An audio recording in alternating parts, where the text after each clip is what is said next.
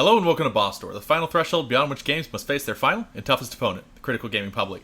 My name's Ross, and I'm here with my co-host, Joey. And today we're going to be talking about my new PS5. I don't know why you brought it to the cast. Well, I can't leave it at home and might get stolen.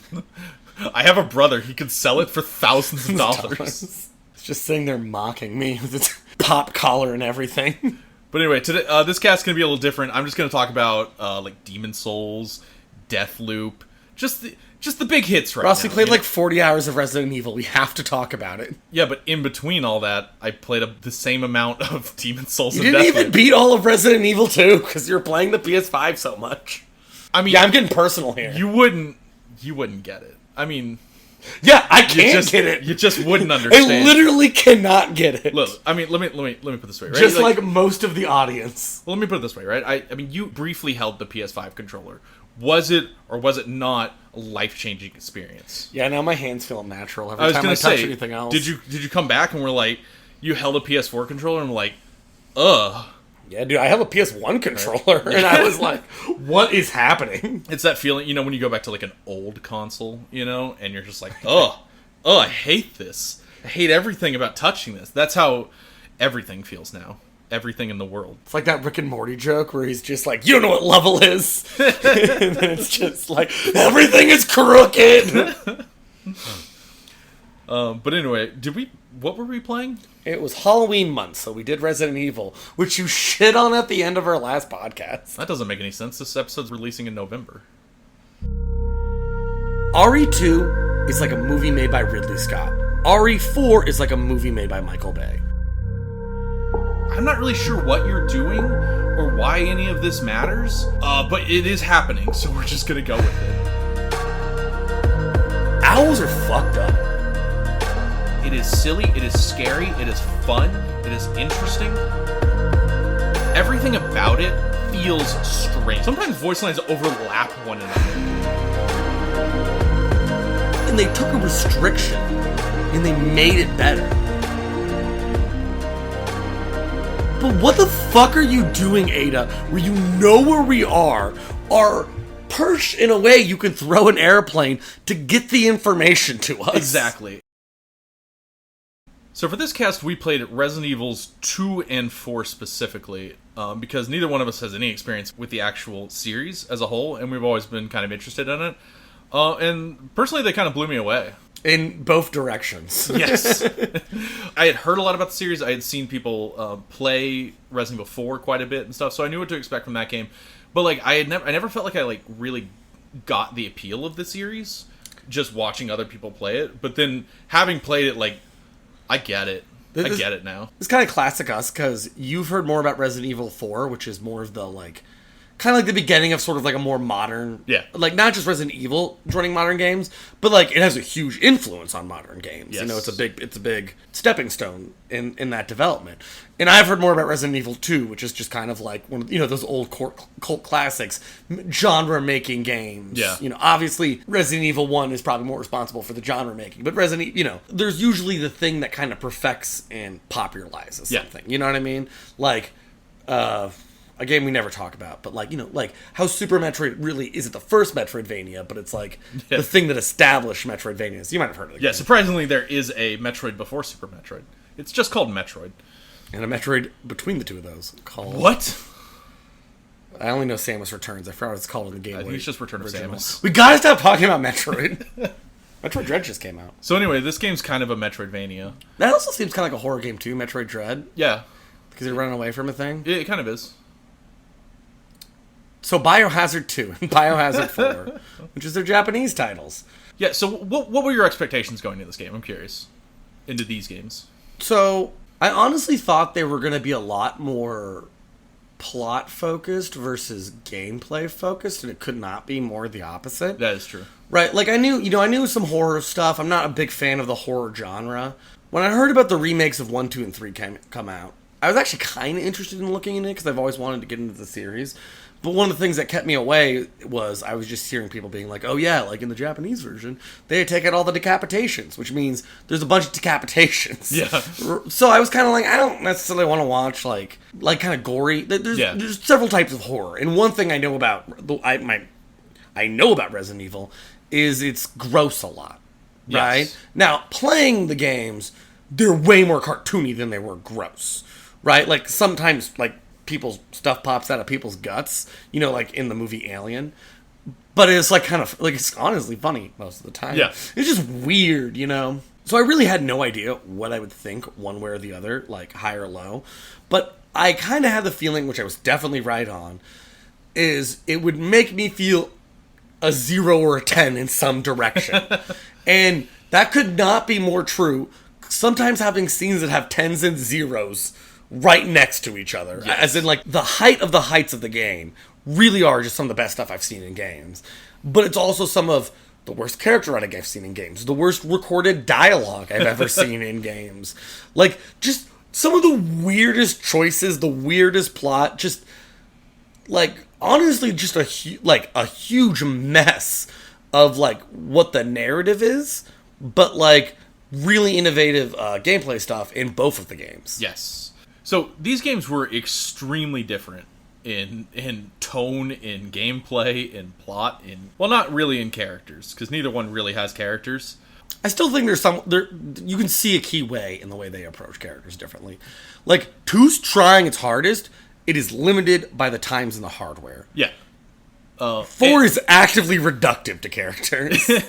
Well, alright, so Resident Evil is obviously the progenitor of the survival horror genre, in which your goal is to survive some horrific situation. The early games are more focused on stuff like inventory management than they are fighting or anything like that. Your ammo is very limited, your health supplies are very limited, things like that. And then when Resident Evil 4 came out, they completely changed the genre of the series to just an action third-person shooter, where you're still in this horrific situation. In Resident Evil 4, it's not zombies, but it's like mind-controlled villagers and stuff. They kind of act like zombies. But instead of going through the levels and trying to avoid them and trying to, like, just kind of stay alive in the situation, your aim now is to just mow down every single person in front of you with your unimaginable amounts of bullets. Yeah. I was going to say, this kind of reminds me that there's a similar thing that happened with first-person shooters in general. There's an old way of doing first-person shooters, kind of what a lot of people know, the most popular one is GoldenEye, Yeah. where you would have objectives, right? There were people everywhere, but it was like, you know, go blow up these tanks over here, or get the security card and bring it over there. Yes. And then there's a transition that I think, again, the most iconic one being Halo, where, like, a literal giant door would open up, and it would just be swaths of people. They're like, kill everyone here! And on the other side is a giant door with more of those people. Most accentuated by the library in Halo 1, if you know that level. Yeah. Which a lot of people do, because it's horrendous. it's Or you love it, depending on who you are. Unlikely. It's one of the most talked about levels in Halo, though. Yeah, Resident Evil 4 sits right in the middle of those concepts, where it is like you do have to mow down everybody in front of you, but they are also just kind of acting as obstacles, you know? Like in Halo, the object is to kill things. Like, the objective of the game is to shoot stuff. That's why it's a first-person shooter. In this game, shooting is incidental to the objectives that they give you, which are like, collect key cards, flip 2 switches to open the door, that kind of thing. Yeah, like there's some puzzles in 4, lots of puzzles in 2. Relative to the amount of gameplay there is. Yeah, puzzles are strong words, but yeah. Puzzles is a strong word, but it's really hard to talk about puzzles in video games. Yeah. Because you can't make them too hard, right? Now, I always make the distinction of a Zelda puzzle, which is, oh, you have to get that block over there. And, like, almost anyone can figure it out. And I'm talking more about, like, Ocarina of Time. Like, obviously, the newer Zelda, there's some actual puzzles in that game. Yeah. But and in general, a Zelda puzzle is just kind of, I know what to do. Now I just have to do it. I don't want to do it because it's just like slowly doing something. And then there's some puzzles where you at least have to observe your surroundings. Even if the puzzle is, what's the password? I read it in a note. Yeah. Like, that still feels like a puzzle to me. But the puzzles in 4, so many of them are just like, okay, you need to get through here. How do you do it? Kill everyone and then pull the lever. Yeah. And you're like, okay. Well, yeah, in 4, a puzzle it more consists of, there's a door, and you need to put some kind of pendant or artifact or circular device or picture of an animal into that door.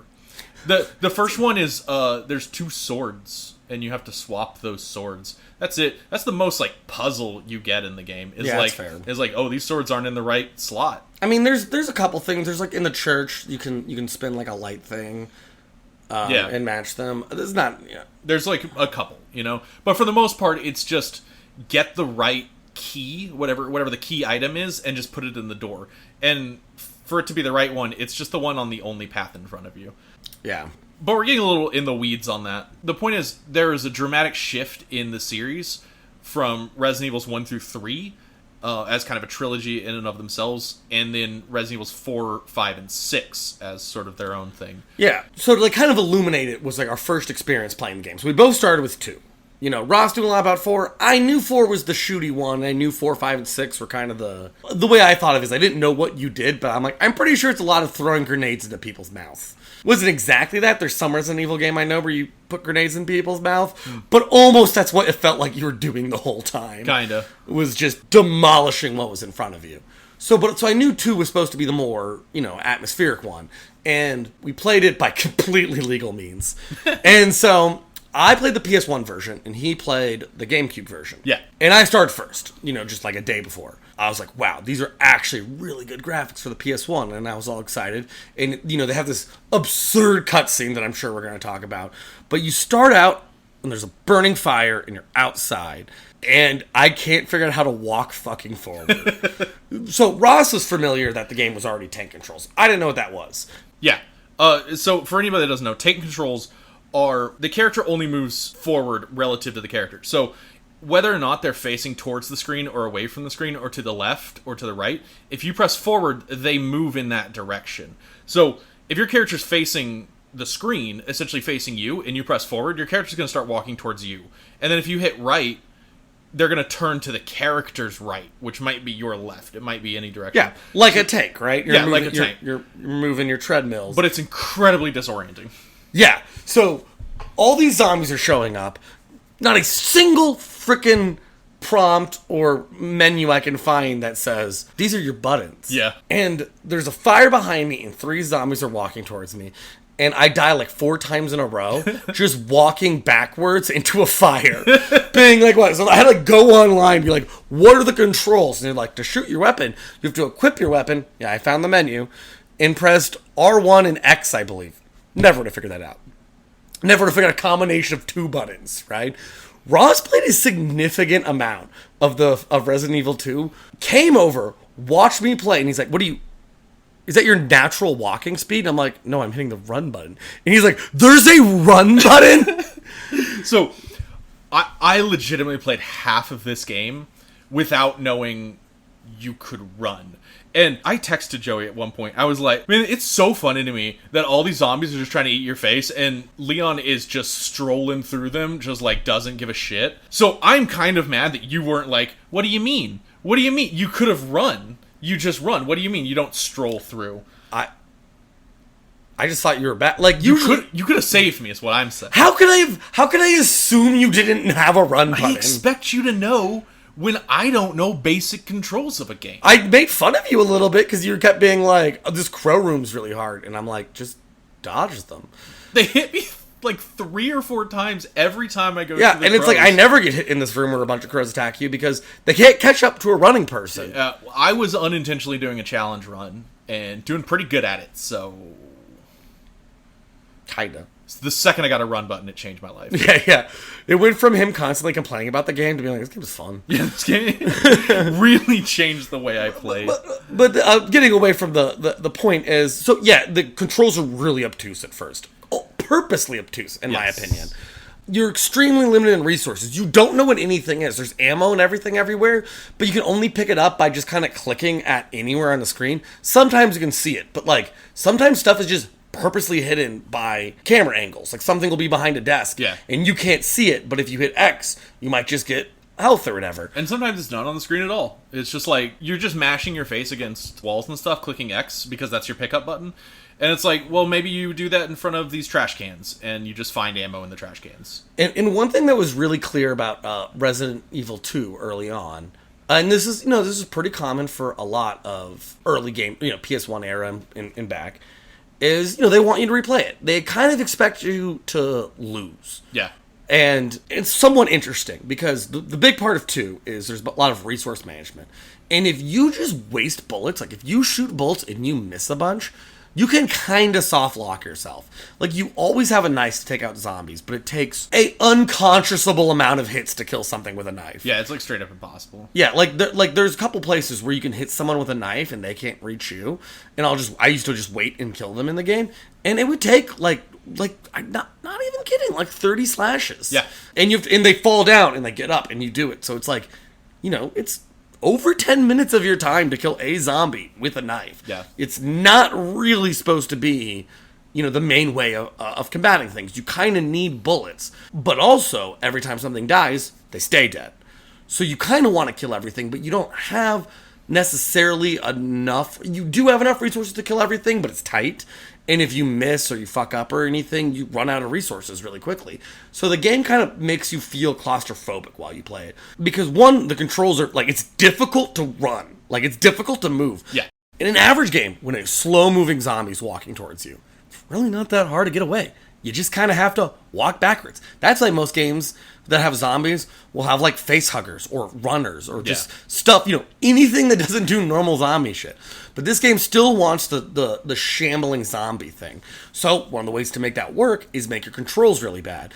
But you have a gun. You can get a long way and just shoot them. One of the ways to make that work is make it so you don't have that many bullets. All your bullets are precious. Yeah. And the other thing they do is the camera work of the game, which is stellar, I think. Mm-hmm. But every area is fixed cameras. So, you go into... the second you go through a door, the camera is fixed at some location on the other side of the door. And when you walk out of view of that camera, it switches to another spot. And what that means is you can never see what's off camera. You can't look ahead of you down the hallway to see, what zombies are waiting for you or anything like that, which makes every room feel really tight. No matter how big the room is, it's only as big as what your camera can see. Yeah, and sometimes it's difficult because to get space from a zombie, the camera angle will change sometimes. Yeah. And then you're waiting for that zombie to get into your purview sometimes to do stuff. You can just shoot if you think the zombie's in front of you. And it will still hit him even if it's not on the camera. Yeah, it will hit off screen. But you really don't want to miss with your bullets. There's not enough feedback a lot of times from the shots. You might not know if you're hitting at all. Yeah. So, shooting off screen is a bad idea unless you are sure that you're hitting that zombie. And also, zombies take a different amount of bullets to kill. Different zombies will take different amounts of bullets. Some of them just keep getting back up. Some of them go down the first time. If you're shooting off screen, you won't know if that zombie's dead. Mm-hmm. So you just have to wait until they are too close to you. Yeah, I've got a lot of hits where I think a zombie's dead. I walk over him, and he gets up behind me, but I didn't see him get behind me because the camera angle changed. Exactly. And then someone's biting my neck that I thought I already killed. Now, I will say, shooting off screen is a great tactic with dogs because dogs give you a lot of audio feedback. Every time you shoot them, they go, "Hurr!" and they fall down. And then they have a specific death sound, too. So, when you're hitting the dog and when it's dead, you don't have to wait for that to come on screen. Which is good because they're really fast and they jump on you. They're like Dark Souls dogs. They're the worst. Thanks, Michael Vick. Now we know how to kill dogs. But I don't make them fight each other in underground dog fighting arenas. I think shooting them's worse. This isn't like a Far Cry game. Far Cry 6 has cockfighting in it now. But it sounds really bad, but you get to be the chicken, and it's like a side-scrolling fighter game where you fight another chicken.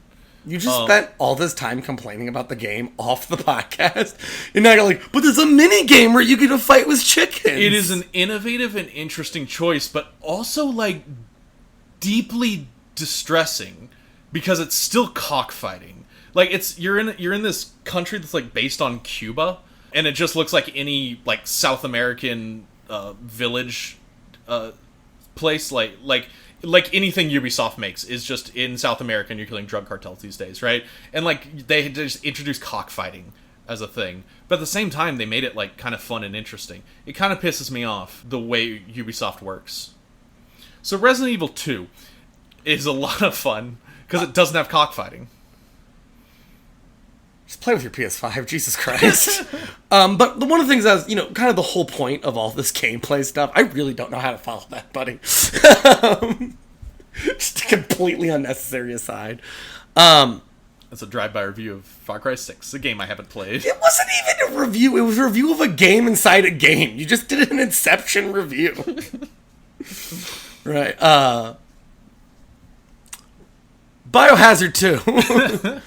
Everything about the game, all the mechanics are designed in such a way where you use knowledge to conquer it after you fail at it. If that makes sense. So they limit everything. Not only do they limit the control over what you can see, the way you can move, the amount of ammo you have, they literally limit saves. You get ink ribbons that you can use to save, and you can only save as much as ink ribbons you get. And every time you pick up an ink ribbon, it's 2 saves almost every time. It always gives you 2. It's exactly. Sorry. I don't know why I said almost. I know it's every time. But ink ribbons also take up inventory space.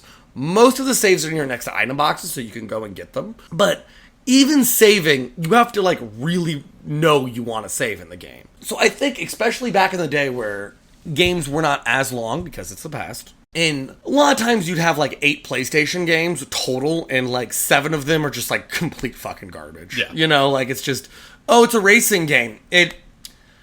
3 of the tracks won't load. Yeah, it barely works. Right, just stuff like that. It's just the past. There was less, quality control over the stuff. So it's a lot of games for people. They would just play over and over and over again. I actually had a friend who was saying that he owned Resident Evil 2 as a kid, but didn't have a memory card, and he would just rebeat the beginning over and over and over again. And that's a lot of people's experience with these old sorts of games. So I like it because there's a point when Ross was playing.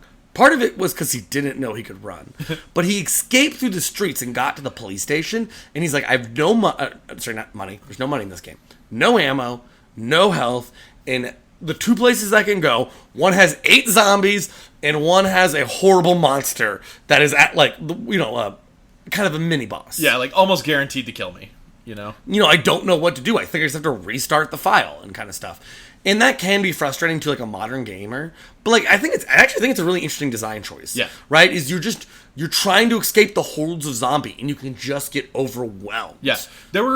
I had partially because I wasn't able to run, so I was doing a bit of a challenge mode, but it wasn't that hard. It seemed almost natural to do it like that. But on top of that, there were so many times where I was like, I could do this room better.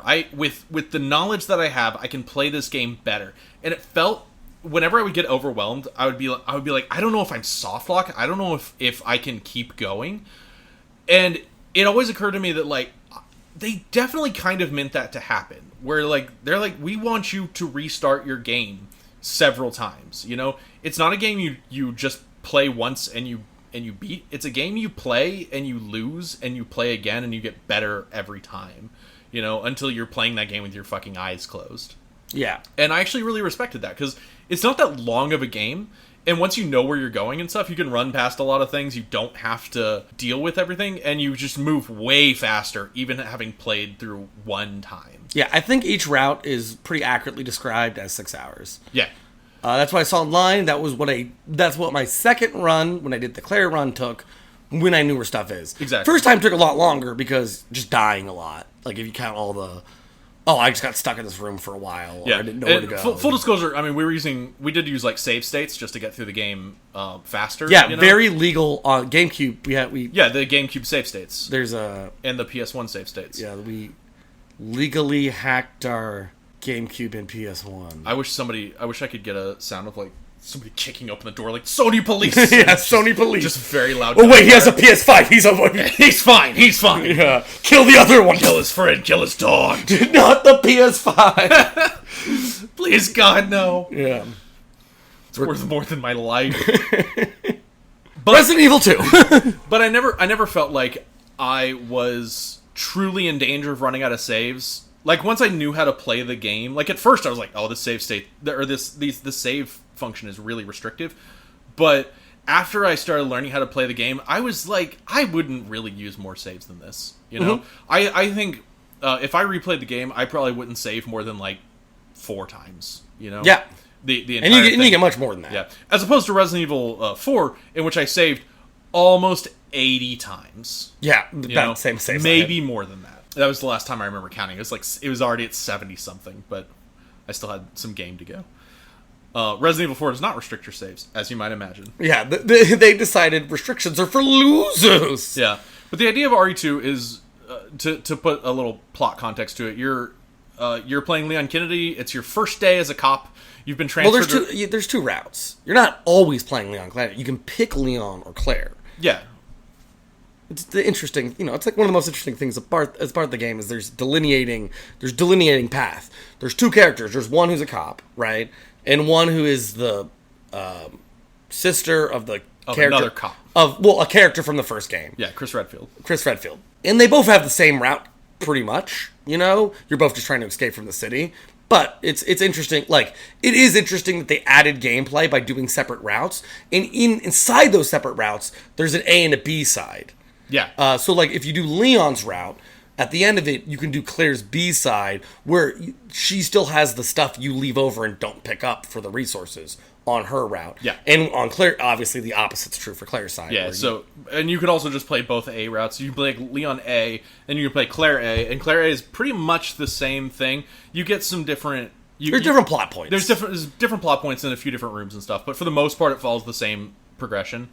Different guns, too, though, so it feels different enough. Yeah, so it really is kind of like playing, 3 or 4 different games.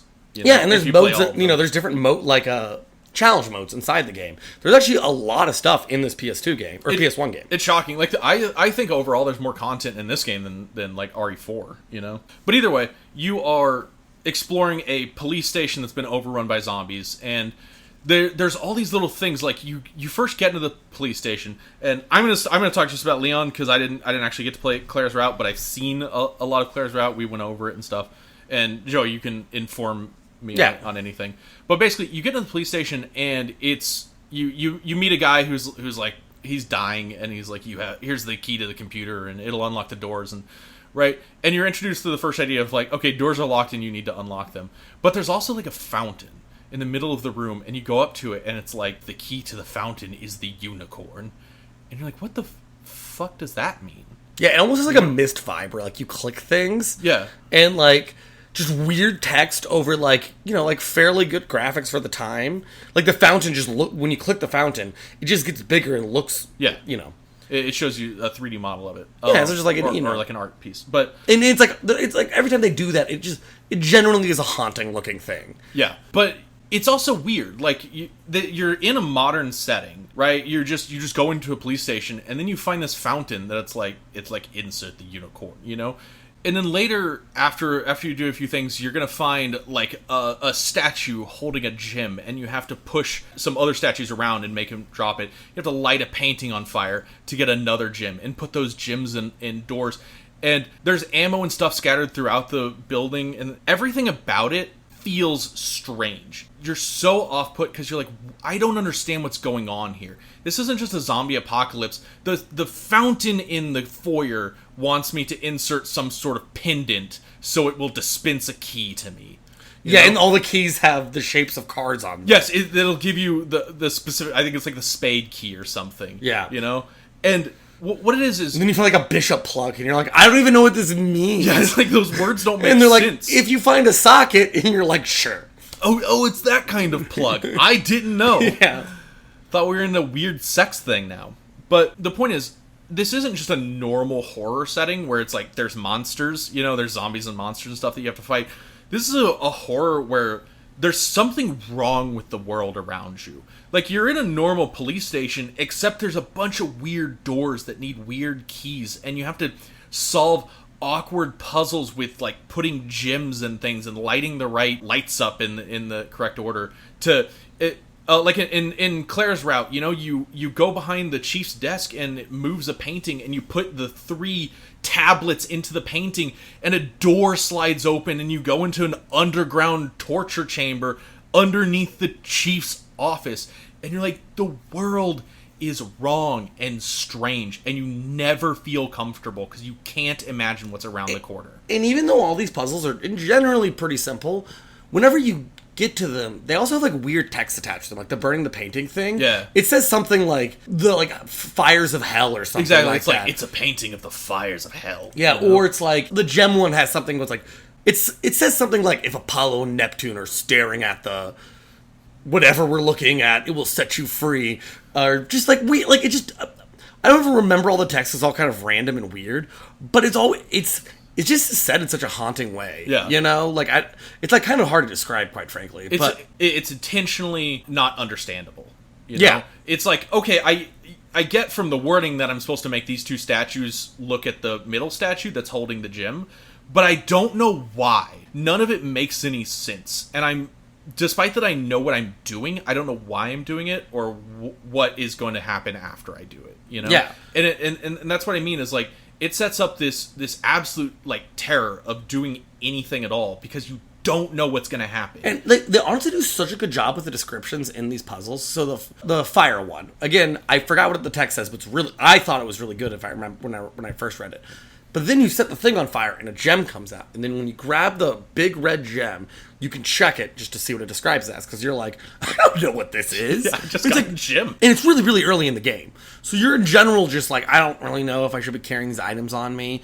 You're getting close to the first time. You're like, I ran out of inventory space. Yeah, you have 6 inventory slots and everything takes up a space. Your gun takes a slot, then the ammo for the gun takes a slot, any keys, any gems that you happen to pick up. Yeah. And you never know how many you're going to get. And you can't just, like, there's an item box, but you have to go to the item box to put them away. Yeah, but the gem in itself, when you check it and you read it, it says, a gem roughly the size of a heart.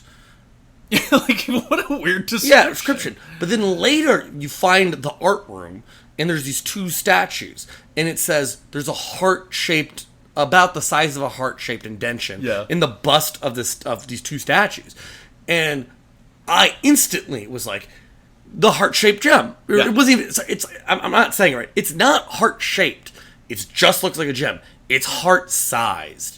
Editor's note, it's actually described as fist-sized. Joey is a small brain who doesn't own a PS5, and he just didn't know that. I can hear you! Also, I kind of think the police station is my favorite part of RE2, but there's also the first real set piece, and I think it's actually my favorite part of the game.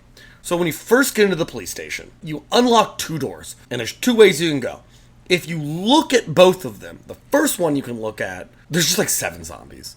So like there's like a decent chance you open that door and you're like, I'm just gonna go the other way. That's exactly what I did. And you haven't there's been no health to this point. None. You've gone through the streets, you just started the game, you might not be good at the game because it might be your first time playing. Or you don't know how to run. You don't know how to run, and the streets are not easy, right? I mean, they're not hard when you know what you're doing, but it's not like, they don't treat the streets like you're learning to play. Yeah. They treat the streets just like they treat the rest of the game. And you're at the police station, 7 zombies, let's go the other way. So this is one of the reasons where the tank controls are valuable, because it allows you to do these weird camera angle changes, because they use the cameras so effectively. So you walk into just a regular room that looks just kind of like a normal police station room, right? Where you would go to the window to file reports or whatever. And then you turn the corner and there's a window, and you just see something crawl over the window. I'm using my hand to explain it. They know what crawling is. Sure. I wanted to know the size of it, but a hand doesn't help. It's not hand size. So, it's just, it's a creepy thing. You open the door, and the shot they use is from outside the police, looking through the window. And you just see this big wooden window. And there is nothing crawling over at this point. It's just there. And it makes you think about what's outside. Yeah. And then you walk forward, and there's all these cables ripped out of, like, an electronic window. You know how police stations, they have little buttons they press in all the windows? Yeah, all the shutters. Steel shutters come down across the windows. Normal police station. Completely normal police station we have here. All the wires are ripped out and all the windows are cracked open. Obviously, the player is now thinking about, well, whatever was outside could have got inside. Yeah. You see a dead corpse of a police officer, and if you click it, it said his head was twisted off. Yeah. And in the middle, in front of you, perfectly centered in the frame of the shot, is just a loud dripping pool of blood. Yeah, this shot is actually it's from the ground actually. Like the camera is on the ground, and the blood pool is directly in front of that, and you just see Leon in the distance at the end of the hallway, and like, boy, you just can't describe how much you don't want to walk down that hallway. Yeah, and the second you do, it starts an actual a cinematic. Yeah, right. The graphics look better. It looks pretty similar to I think it looks much better than most of the FF7 original cinematics. Yeah, which at the 100%. time, kind of the height of PS1 cinematics, in my opinion. One of the things we haven't really talked a lot about, but all the backgrounds are pre-rendered in Resident Evil 2. So if you've played a lot of PS1 games, you're like, well, how good can this game look? It looks so much better than everything else on the PS1, in my opinion. Like, the actual atmosphere of the backgrounds are the best things I've ever seen on a PS1. Straight up. And the cutscene starts, and there's just this horrible, like, it looks like his brain is on the outside of his body. Looks like all his muscles are on the outside. It looks like a person that's like turned inside out. Yeah, he looks like an inside-out person. He has this giant, long, slurpy tongue, which later you find a note written by someone who works at the police station, I guess. Lots of notes in Resident Evil. People just love writing down their thoughts. Yeah. And, they name the creature Lickers, and they describe him as having a lance-like tongue. Yeah. And then he just twisted the head off of a police officer, or at least a police zombie. And it's just terrifying. And then he just shows up, and then, important note, it is crawling upside down on the ceiling. Yeah, like, it's like, what is that movie called? Exorcist? Yeah. It's like basically Grudge, kind of. You know the movie where they crawl on the ceiling and their head spins all the way around. Yeah. That's from some horror movie. I don't think either of us have seen it. Well, the spinny head is Exorcist. It's not from the ceiling, though. It's... Well, okay. I think there is something. Yeah. There probably is. I mean, like, The Grudge did it, but, like, sure. all modern horror movies have something crawling on the ceiling. Yeah, probably The Exorcist was the first to spin its head, and then other people realized spinning the head was good, and then someone did the ceiling spinning the head, because that's obviously the scariest version of it. Horror movies. Owls are fucked up. But, like, in Lickers are hard to fight. Like, relatively. No. We're gonna go back to owls are fucked up. They turn their heads at 180. Okay. Really did not follow that. Yeah, sorry. No, I was just thinking about, like, an owl turning its head 180. I was like, no, we're not letting that one go. Yeah, no, they're terrifying. So you were saying about Lickers. I say they're hard to fight. The first one's hard to fight. After a while, you're just like, oh yeah, let me just pump it with shotgun ammo from a distance. But, like, it's when you first show up, it's just gonna kill you. Like, it's just probably gonna kill you the first time. Yeah. When you replay the game, you're probably really good at killing that specific hallway Licker. But everything about that experience is some of the best horror atmosphere that I've seen in a game. And it's like it's again, like, he played the GameCube version, I played the PS1 version, but they look really similar on both, and it's shockingly good. Yeah, and to put that Licker in perspective for, like, horror, it's not only just a horrible monster that's, like, really dangerous. When I was going through, again, I didn't know I could sprint, so I was 2 hits from death, and I didn't have the bullets to kill it, and I did, like, because I couldn't move quickly, I couldn't get away from it easily. So my experience with that Licker is I had to slowly walk a circle around it, trying to bait an attack that won't hit me, and then grab literally the first healing item of the game right behind it, and then get to the door. Right? So I'm like, it felt like it being in the Alien movie, where you're just like, there's nothing you can do about it. You just gotta hope you can get away.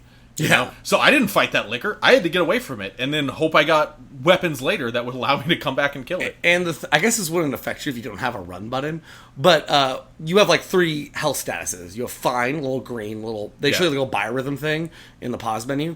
Green, you're fine. Yellow is caution, but you grab your stomach when you're on caution. And you move slower.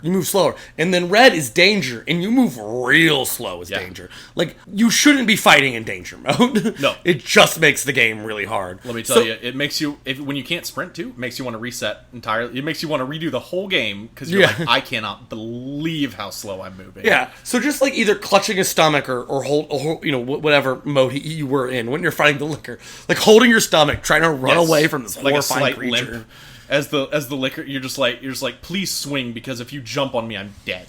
You know? Yeah, and I wanted to compare it to a game we already reviewed, Last of Us. And to be fair, this is kind of comparing, apples to oranges, because Last of Us, zombies are in the game. That's not the point of the game, right? But a lot of the game. Yeah. There's nothing as scary as this Licker in all of Last of Us 1, at least. I haven't played the second one yet, but. And they have different sorts of zombies in Last of Us, but none of them are as interesting as what a Licker is, had as much atmosphere as a Licker is, it wasn't a jump scare. You didn't like walk forward and the liquor just jumps down. They build up this scene and then you see the monster and it's even more terrifying than all the evidence of what you thought it might be. Yeah, and this is what I always think is real horror, making you do something you don't want to do. Because, like, jump scares to me are not horror, they're just startling. It's like, oh, I didn't expect that. It set the scene. You turn the corner and you see it crawl across the window, and then it takes your mind outside, and then you see all the broken windows, and you see the blood on the floor, and you're like, fuck, don't make me walk in here. I know there's a monster right ahead of me, and the only direction I could go is towards it. And they make you get right up on that blood pool before the liquor drops down, and it just drops down directly in front of you, and you're like, Christ, you have to put yourself in a situation that you're already uncomfortable being in. And that's what horror is to me. Is like just this excruciating discomfort that you put yourself into. And the game does so many little things to, we already talked about the puzzles, we already talked, these little scenes, but to make you feel uncomfortable. Actually, every door makes you feel uncomfortable. Yes. Every door, every stairway, because they're all transitions, and they're really good transitions. The early Resident Evils are famous for their door transitions, which is it'll take a 3D model of the door, and while it'll load for a minute, so the door just stands there, and then it slowly opens in front of you, and you go through. But the door's just floating in this like black void, right? Yeah. You click on the door, and it's just this floating door in a black void, and it opens, and you walk through into the void. And who knows what's on the other side? And there's so many things about the doors. It's so weird to talk about. Like, man, the best part of this game is opening doors, but it might be. It really is. So there's bunches of unique doors with different looks, and they have different levels of creepance. You know, like and they open in different ways too. They open in different ways. They also have different noises. You have like the of the doors. You have the of a door. You have the science doors later. I'm not sure. Sliding door. Yeah, like yeah. Metal sliding doors. They do it with ladders and stairs too, and you go down them really slowly. Like if you're descending a ladder, it goes like. It's so hard to get the noise. If only someone could edit in the noise. Yeah. But it's the ladders. It's this clinking that is echoey. Like in a lot of times you're taking like ladders down to the sewers and stuff, and it's just like. Every little sound beat is just like horrifying. Like, yeah. And then you go through whatever door, you go down the stairs or whatever, you can't see what's on the other side. And half the time it's a bunch of zombies. Yeah. And just like going into a room and there's like 2 zombies on either side of you and there's nowhere to go, you're like, fuck. It's also just like a really ingenious way to, like, you need these loading screens because, again, the game's full of pre-rendered backgrounds. So every once in a while, they're going to have, not every once in a while, every lots of a while, right? They're going to have to load this. And the backgrounds look so fantastic. But instead of making that hurt the overall flow of the game by making like a lot of like slow, crappy loading screens, they made the loading screens even better than everything else they did in the game. Yeah, they turned the loading screens into part of the pacing of the game. Yeah, and they took a restriction and they made it better. And that's one of the most impressive things you can do in a game to me. Yeah. I love it because this game plays so slow. You're always being very careful. Like every screen transition, you go through slowly to make to be like, I don't know what's on the other side of maybe even this room.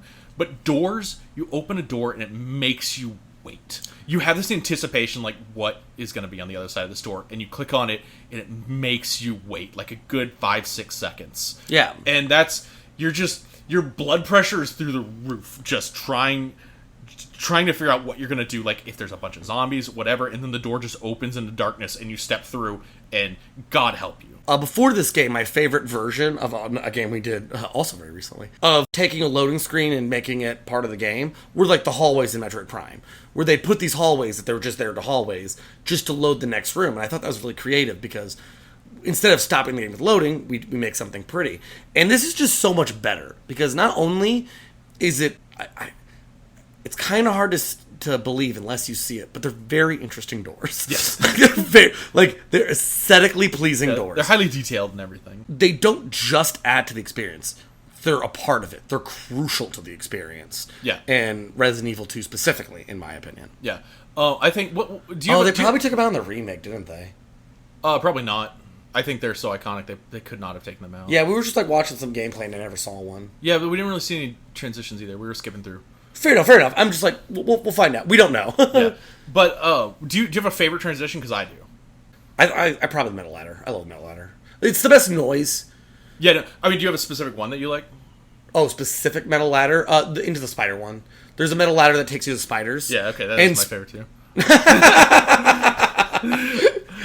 Well, let me describe it, okay? So, you're supposed to go to the sewers, and there's like a lot of plot happening, right? There's a couple of entrances to the sewers, and I was afraid of the sewers because one of the entrances is guarded by like a bunch of dogs and stuff, and the other one there's a lot of plot, and they're like time to go to the sewers, and I'm like, I need to make sure I'm ready for the sewers. So I ran around and made sure I was all ready and everything, and I really built the sewers up in my head because I'm like, nothing good happens in a sewer, much less in a Resident Evil sewer. Yeah. I am prepped for whatever kind of hellish nightmare is down there. Right, because I'm like, some kind of sewer dogs, bugs, or something. Finally, I get back to it. I pry that shit open, and I'm like, time to go. I set my save state because I'm not a fool, and I descend the ladder, and you hear the and the game fades back in, and on the foreground of your screen is this huge spider, like this massive tarantula, just sitting on the wall, and it's at the end of a hallway, and you're standing at the other end of the hallway, and I put my controller down. I was just like, oh my god. The first thought I saw when I saw that spider was I was like, I think this is probably the most triggering of arachnophobiacs I've ever seen in a game. Yeah, probably. Like, if you're like, they're definitely better, like more realistic, not better. No, spiders look good. They're more. They're good. Yeah. Yeah. They're all horrifying monster creatures. They're definitely more realistic looking spiders in video games. But like, I've never seen a scarier spider. Yeah. Well, you haven't played Grounded actually. There's a survival game called Grounded that's in early access right now. And did you tell me about they have a arachnophobia? Yeah, they famously created an arachnophobia mode in which the spiders are severely reduced, because the idea of Grounded is you're like a Honey I Shrunk the Kids person. You're playing in a backyard and you're tiny, and they have huge realistic spiders that are terrifying. So yeah, they put a mode in there where like the spiders are I don't remember what they are. I think they become like little balls with like googly eyes and stuff. They're just kind of cute. They're still giant spiders. Yeah. Murder you. But yeah, I mean, seeing that spider just sitting on the foreground and like knowing that's where I have to go. It's another one of those moments where I'm like, I've got to go that way. That's the way there's only one way to go, and it's past that spider. I put my controller down like, oh my god. I just can't. You know? Then the spider started coming after me, and I was like, oh no, I can go. And they just have like the very loud thumping noises. Yeah. It's just one of those like, yes. That might not come across. I hope so. Yeah. Glad you did. Yeah. Well, it might come across, but might just be like... Editor's note, I was looking for the sound effects for the spiders, but they actually don't make any noise. They spit acid at you, and that makes noise, but they don't make any noise with their feet. The reason I'm leaving this in is because I actually think it speaks to the atmosphere that Resident Evil 2 sets up, that me and Joy both made up in our heads that those spiders must make noise. Now, the sewer makes a lot of noise. It's very drippy and nasty, and the atmosphere there makes you think the spider makes noise, but it's almost worse that the spider is completely silent when it moves around. That's just a fun fact for you. So as we kind of stated at the beginning, 2 is definitely way focused on atmosphere over gameplay. There is a lot of interesting gameplay stuff. You know, it is interesting how they restrict yourself. You have to plant your feet and shoot, and it's not hard to shoot. You're never like trying to aim in the game, right? But even though combat and even bosses are really, really simple, you feel like you're your character in the world, if that makes sense. Like, all the gameplay is there to serve the atmosphere. Yeah, and it's kind of like you said, the controls are clunky on purpose, because it does serve the difficulty curve, you know? It is hard to get through all these zombies, it is hard to move around in the world, it's hard to shoot, it's hard to aim, and it makes just everything a little more deadly, while keeping everything also very simple, you know? It's a way of like keeping this old school, shambling zombie aesthetic, while also being a modern, you know, policeman shooting game. Yeah, and one thing the gameplay like does very effectively is it was really easy for me personally to play the game because it always felt like I was making tons of progress. Yeah. Like every room you if you kill everyone in it, that room's clean forever. And like that feels good. And you feel the progress of your characters. But all the gameplay of Resident Evil is there to fuel the atmosphere. And there's just a couple of things I want to, touch on about how they do that in this game effectively. One thing that I think is underrated is the game has a lot of notes everywhere. Now, a lot of games, when they have text-based plot explanation, is just because it's like the laziest way to explain plots. Maybe like the next game we're going to talk about. But in this game, I think all the notes are actually like well-written, interesting, and impact the flavor of, like, impact the world, the lore of the world. Yeah, these notes are more background than they are plot. Like, I touched on the liquor one earlier, where it describes liquors. But you just kind of see, like, the secretary describing the horrible police chief. And why the police chief is so... Like, why it is a detestable character. Right? There's just little beats around it. There's tiny stuff where, like, the sewer manager is explaining how the sewers work. And it's just kind of there to, like, explain a gameplay thing coming up. But they just feel natural. They feel good. And... they just add to just kind of the world that we're living in. Because quite frankly, there's not a lot of time for dialogue in this game. Yeah, you're pretty much alone the whole time, which also is part of the atmosphere. There's no one to count on. There's just you, yourself, and whatever bullets you have on hand. But the notes also, they don't give you plot, but they give you information that can be useful. It's like, I talked about how the puzzles were like weird and esoteric and made the place seem very strange and foreign. One of the notes explains that, like, the police chief is actually working with Umbrella Corporation, who made the virus that turned everybody into zombies, and he's actively sabotaging everything. He's the one that's hiding ammo all over the station instead of, like, in the ammo lockup where it's supposed to be. He's the one that's ordering these paintings and putting gems and stuff, and he changed the locks on the police station so that you have to have special keys to open certain doors. And he's, like, actively making it difficult for anyone to respond to this emergency. Granted, in a truly strange way. But at the same time, like, they put a little effort into being like, this isn't just completely insane. Yeah, straight up Joker-esque, right? Yeah, exactly. And one thing that makes all of this pop a little bit more, not just the camera angles, not just the story, not just all the stuff, is it really does just have an incredible soundtrack throughout it. One thing you would expect, obviously, in a horror game is it's going to be a lot of, like, haunting or foreboding sort of music. Like, I think best accentuated in the police station. Yeah, the police station has my favorite music in the game, I think. It's, as far as I understand, it's, like, pretty iconic for the series, but it's just, like, this low, slow piano, like, and it's, I'm not describing it, but I'm going to be editing it over my talking about it, so it doesn't matter, you can hear it. It sounds incredible. Yeah, and you pointed out you can still hear it in the pause menu, so you're always kind of feeling it. Yeah. It just puts you in the right mood every time. It sets the perfect atmosphere. Yeah, it's one of the stuff where it's like you're not always noticing the music, but it's always doing its job correctly. Like, if you do just stop and listen to the music, it sounds great. Yeah. And they don't just stick to this one thing that I think is important. Like, yeah, obviously most of the music is kind of like the slow atmosphere building piano stuff, but like the final boss of the game has straight up opera fucking voiceover it, and it just, like, it's really compelling. Like, when you hear it on the PS1, it's one of those, like, I can't even believe the sound chip can do this sort of shit. Exactly. You're used to, like, chip tunes and midis and stuff, but this is like, I mean, it is kind of that, but at the same time, this is like a legitimate, somebody put an orchestra together and did these things. And that's what's really cool about just this early era of Resident Evil, because other things just weren't fucking like this. It's trying to do something else with games that other games aren't trying to do. Yes. Like, there are some horror games, and obviously there's a whole previous Resident Evil to this, but it's really showing you what the future of this system can be. And by system, I mean the 3D generation, because it just started when this game came out. Yeah. Right? And because you can never really have a horror game, in my opinion, that's really effective on, like, the Super Nintendo with 16 bits.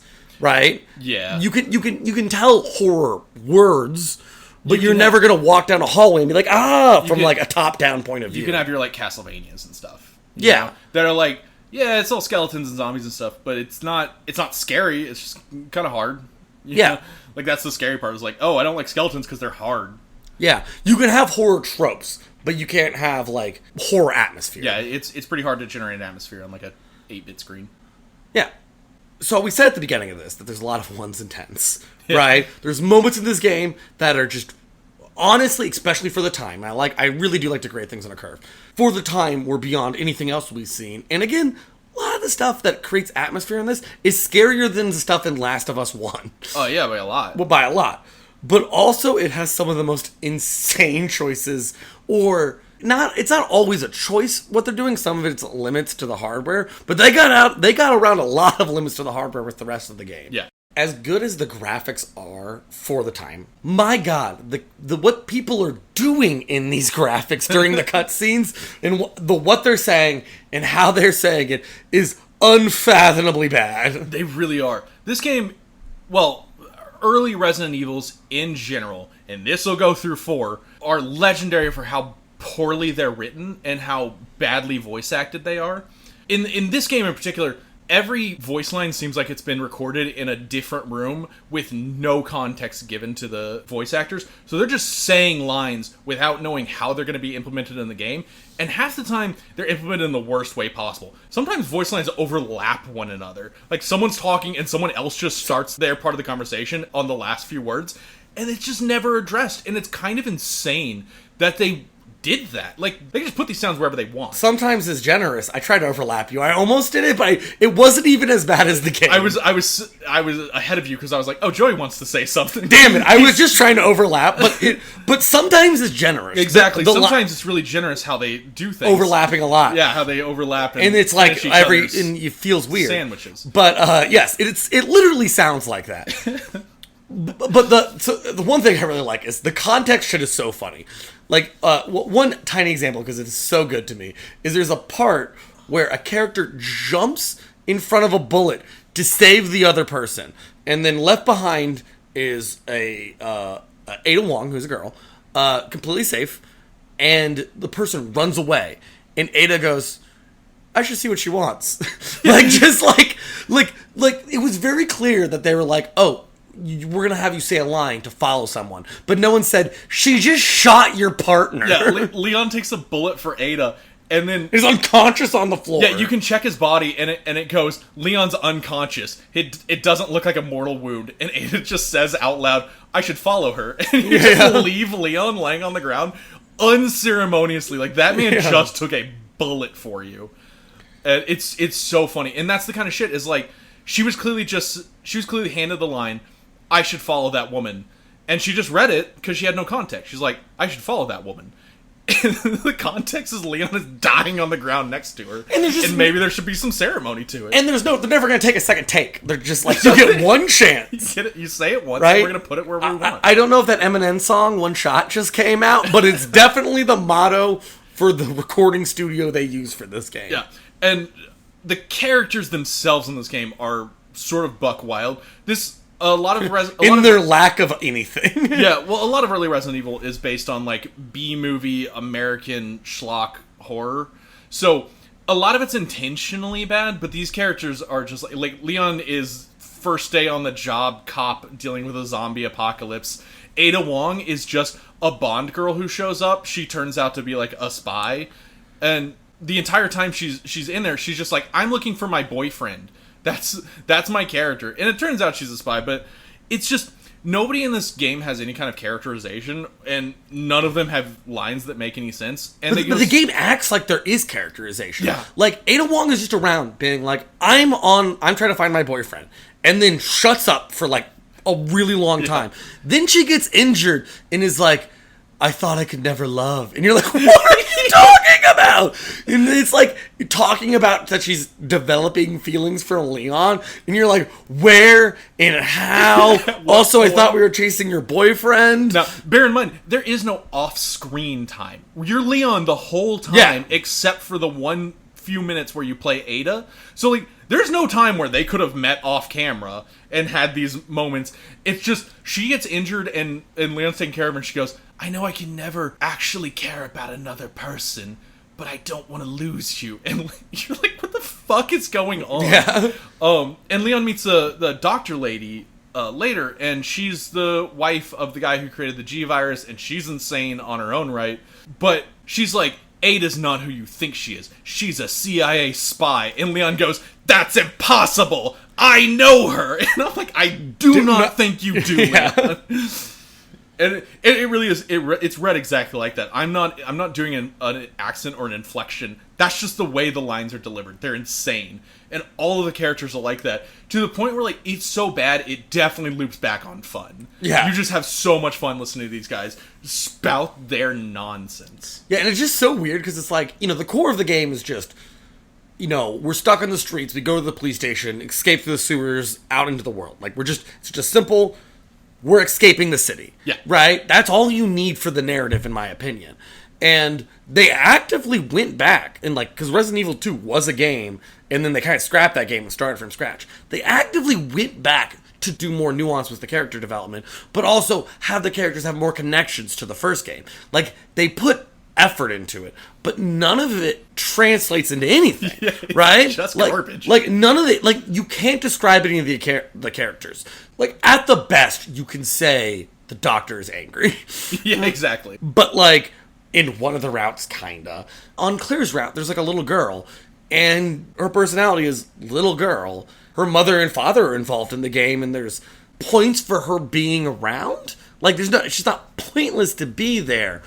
But I have no affection for this little girl. She certainly doesn't forward the plot or develop characters in any way. She's just kind of there. And you're like, I guess you could be here, theoretically. Yeah. So you are. And that's really all you can say about it. And that's so much of the game's characters are like that. It's like, I'm not really sure what you're doing or why any of this matters, but it is happening, so we're just gonna go with it. Yeah, the only character who I think has a legitimate personality is the horrible police chief. Yes. Because he's horrible. Yeah, his personality is, I'm a fucking monster. His personality is, I read The Most Dangerous Game, and I really wanted to be that hunter. Yeah, as many rich people do. Yeah. His little intro as you walk in, and there is just a lady in a white dress dead on the desk, and then he turns around and points a gun at you. Yeah, he spins around in his chair and points a gun, holding it over the dead body on his desk. And then he talks about how his old hobby used to be taxidermy. Yeah. It's just after talking about how beautiful the girl was and how much he liked her skin. Yeah. And you're just like, oh my god. Yeah. That guy was unambiguously horrifying, Yeah, nothing makes you seem like a creepy murderer when you talk about people's skin. Exactly. And he was, and that's the most character we get out of anybody.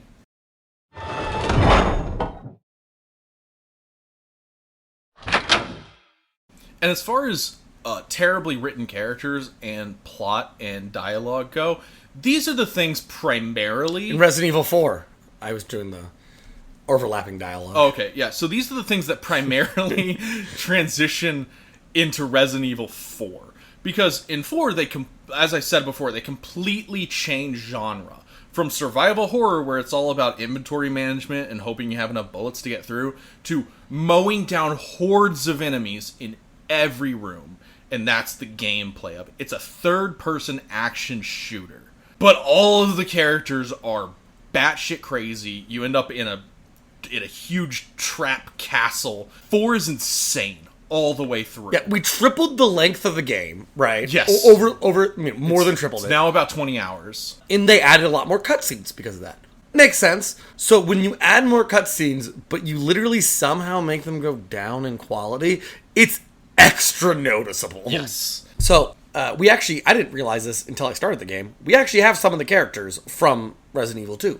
You start as Leon again, the police thing. Yeah, but your hair is different. Your hair is different and will always be that color, and I don't understand. But the way the game starts just shows you exactly we're not doing the same thing anymore. You're just in the middle of rural Europe. Sure. Yeah. I looked up online. It says it's Spain. Fine. It seems like it's Spain because everybody speaks Spanish and they call it rural Europe. And early on, there's some villagers who attack you, and you're not really sure what's going on until you get to the kind of central town square, and there's a fucking police guy impaled in the middle, burning, and then just not actually hundreds of people attack you, but looks like hundreds of people are attacking you. Like, from all sides are just tons of villagers with pitchforks, sometimes chainsaws, other various farming equipment, Scythes, like torches. knives, torches. And there's probably like 6 or 7 villagers at first in the village, but they're all kind of like, a lot of them are off screen. They're like behind other houses and stuff. And once one of them spots you, it goes like, "Argh," and points at you, and then all of them lock onto you right then and there, and every enemy in the area is now coming your direction, just converging slowly on you. And you've got a pistol, and you start shooting. It's against third-person shooter, but you aim down sights, and you've got a red dot, And you can't move your feet. Yeah, you have to stand still, and you're shooting them in the head, and they're not dying, and you're realizing how many bullets it takes to take one of these guys down as the entire village converges on you, and you're like, well, time to start moving. So you're running around, and you might be checking houses, and you're finding ammo here and there, right? And then you go into another house, and a cutscene starts, and all the villagers, there's more villagers now pouring out of like a church, and they're starting to bang on the windows. You can move a cabinet in front of the windows to block it off, and you go upstairs, and you hear the sound of this chainsaw. It's like, "Rrrr," Which is a one-hit kill that cuts your head off. and you're like, oh my god, like, people are coming through the second story window to get you, and a guy with a chainsaw runs up, and he's just not going down with the bullets, and he runs up to you, and he saws your head off, and he goes, you are dead. And you're like, this is not the Resident Evil I expected, right? At this point, you have probably a pistol, a shotgun, and grenades, and you're still just like, what the fuck? Yeah, and like, that's an interesting comparison too, because in RE2, you never get grenades, and you have to go through the streets, go through the first big part of the police station until you find a shotgun. And like, that's a big part of it, right? Yeah. He's like, oh my god, I finally have and for early in the game, your shotgun is in case of emergency. Yeah. Like, when I got the shotgun, it's like, okay, if that room was 7 zombies, I'm going to use it there, because that's actually too many zombies. Yeah. There are always 7 dudes in the screen in Resident Evil 4. Constantly. If there's only 7 dudes, you're doing pretty good in 4. That's a fine number. Yeah, and again, in RE2, there's a lot of zombies that the game kind of encourages you, just run past them. Just ignore them.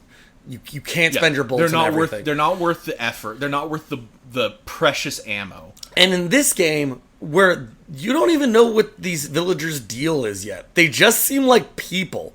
You like are running in houses, and they're like, "Here's grenade and shotguns." Start blowing some heads up. Yeah, just start blowing heads off, and that's fascinating, right? Because also, you don't have an objective. You're told, okay, you're here because you have to rescue the president's daughter who's been kidnapped.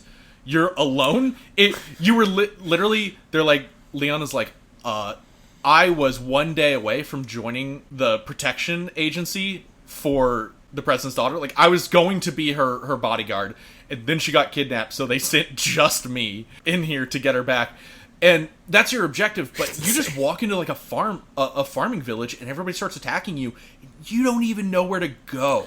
Yeah. You're just like, I don't know. Everybody's trying to kill me. I don't know what to do about it. Yeah. Do I kill this whole town? So one thing is, there's a lot of critiques we're going to have about RE4, but this is also one of the funnest parts of the game. Oh my god, it's so fun. Because I can't even describe it. It is just legitimately so fun and harrowing, because you are being chased. Yeah. You know, through this town. I feel like it's supposed to be reminiscent of arcades, because there's all these people in the town. If you just plant your feet and look at them, like if you run, you haul ass on the other side of the town, and you see like 10 villagers on the other side, they will all run at you until they get within 6 feet about COVID distance. Yes. And then they start slowly walking. And now with your feet planting, you're kind of in an arcade where you're popping headshots, and that has an appeal to it, right? That's a different sort of zombie thing, right? It's not like the zombies from, not Shaun of the Dead, the other one that's more famous, Dawn of the Dead. Yes. It's not like, it's not like this traditional horror thing, and they don't even specifically call them zombies ever. They're not, technically. Yeah, they're not. I mean, they all the similar properties. Yeah, I mean, But these ones can use tools and stuff, right? They're like intelligent things. They're all infected with like a parasite that controls their minds. It's weird. It is a justification to murder them en masse. Yeah, yeah. Even though you're generally trying to get in good position and get accurate shots, usually on their head, like in any sort of shooter game, right? The way that the combat works is it's just viscerally ridiculous. All these things run up to you. One guy's like eating fire and about to breathe at you. One guy threw a scythe at you. Scythe, sorry. And you're like pulling out an Uzi and just lining up a line of bullets that are just like chopping off heads, you know? You're throwing a grenade and like 8 people are flailing their arms around on fire. Yeah. Just like screaming like they're fucking in a crap, you know, a B movie, but a B action movie. Yeah, it really is just an introduction to say, this is not your traditional Resident Evil, right? They put you in the first house you go into, they give you a grenade and a shotgun and say, go to town. Because this isn't over until you kill enough of these villagers, or it takes you too long. Like, in this case, they will leave. Yeah, I think there's a time limit, and they will leave eventually, or you have to kill some amount of them. But for the most part, the rest of the game is going to be, you clear every room. If there's enemies in a room, you kill them. A shocking number of times. I sat there being like, is this infinite? And it never was. Yeah, there's literally only one room with infinite enemies. It's like the worst room in the game. It is 100% the worst room. But beyond that, there's so many times where, like, you'll be on an elevator and dudes are literally dropping from the ceiling. Like, off camera, dudes just drop onto your elevator. And you're like, where on earth could you be coming from? And sometimes you can see there's like a door up above you or something, and just dudes just keep coming out of it and coming out of it and coming out of it, and you just keep killing them, and eventually they will stop coming. And that's what they want you to do, is kill everybody in that room. But sometimes it's so many people, you're just like, will it ever end? I don't know. And once you get past the town square part, killing people's fucking joke, man. Yeah. Like the town square is a little stressful early because you have a pistol and what you can procure on site while running. Yeah. While you're still getting used to the controls and all that sort of stuff. But, like, right after that, they're like, here's a sniper rifle, here's more shotgun ammo, you're pretty much prepared for everything. Yeah. And then you just, like, walk into a room and you're like, I can just snipe everyone? And, like, when any guy is near an edge, if you shoot someone where there's a cliff, they will fall off that cliff, no matter what. Like, someone is staring over the edge of a barn. You shoot them with like a 50 caliber bullet, and they're gonna fall forward. Yes. Yeah, there is a mechanic that if anybody's standing near a ledge and you shoot them, they just fall off that ledge in a pre-programmed animation. And it's like like it looks stupid. Comical. Like in a. It looks like someone shoved them off. Yeah. That being said, there is also a new mechanic, which is enemies drop loot now, and that loot can be bullets or money, which is we call it PETAs because it's abbreviated PTAS. It's actually pesetas, which I guess is Spanish money. I don't know. Yeah, but before the EU, I guess. Yeah. But the point is they drop money, and that money can be spent at this mysterious magical merchant who shows up. Who literally shows up. He's got these torches in the ground that have like blue fire around them, and he's this mysterious masked man who opens his trench coat and it's filled with like bullets and guns. And with one of the most famous voice lines in all of games, which is, "What are you buying? Yeah. What are you selling?" Every time you click buy or sell. Yes. If you just talk to him, he goes, "What are you buying?" And then you go into the sell menu, and if you try to sell anything, it's like, "I'll buy that," you know. You can make his voice lines overlap a lot, and it's really annoying to actually deal with him. But he sells you guns, and he sells you bigger inventories, and inventory is really not a problem in this game. Like, there is an inventory management system, but I challenge you to run out of space in your inventory. Yeah, if you run out of space, you're just like, I don't heal a lot. Like, if you're running out of space, it's because you have too many herbs. Just use some herbs. I mean, like, there's a couple times I was pressed up against space, but it was because I had, like, 7 grenades, and I'm just like, I never need a grenade. Exactly. And so then they got to a point where I'm like, I'm constantly throwing grenades. Sometimes I was just throwing grenades to be like, I really just don't want these in my inventory anymore. No real reason, I just know I'll get more. And that's the thing, is enemies drop randomized loot. So, and a ton of it. And a ton of it, right? Which is always funny to me, because most of the enemies, literally all of the enemies, only use, like, these archaic weapons. They only use scythes and like flaming crossbows and knives or flails. Yeah, you know, torches. They'll try to spit fire on you. No one has guns, but everybody's carrying like a couple of shotgun shells. Yeah, where's this fucking armory from the 1800s? Exactly. Even before that, Jesus. Except for a few specific enemies who are carrying rocket launchers. Yeah. Nothing Straight up RPGs on their shoulders. Like, by the end of the game, sometimes they're manning turrets. I guess there is one guy that has a minigun, right? But that's only at the very end of the game that you see anybody using any form of gun. They use more catapults than guns. You know, God damn it! But every single one of them is carrying bullets for everything you've got. You know, like yeah, if they weren't just outfitted with bullets constantly, you wouldn't have anything to shoot at them. It'd be a very short game. Maybe the very lackadaisical president is why he sent one person. He's just like, they just have crossbows and shit. Show up with a pistol. Yeah, exactly. But also, especially in this first like farm area, it's the first. It's not the first third of the game, but it's the first like act of the game. Yeah. It's pretty close to the first third of the game. But maybe so. The castle's pretty long. The castle is really long, but it's also because it's like all the rooms that kind of drag. Yeah. But this is a pretty tight area. You go through all these farm areas and you deal with all these dudes.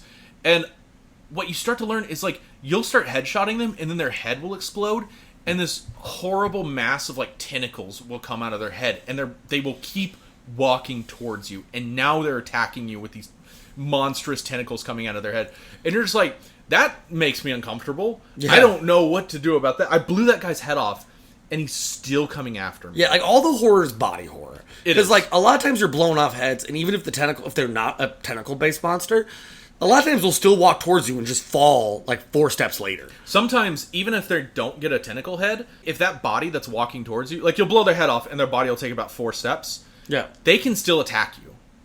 They will, if they catch you, they will attack you. I had it happen. Yeah, no, I just never had that happen. I was just curious because I was like, it's still moving. Will it come at me? And yes, it will. Yeah, because a lot of times I still would avoid them when they were doing that. Yeah, because I didn't know if a tentacle was about to pop out. Yeah, exactly. You know, it's not clear to the audience. Now that being said, knife strats in this game are much better. Your knife is worth probably about 3 or 4 bullets.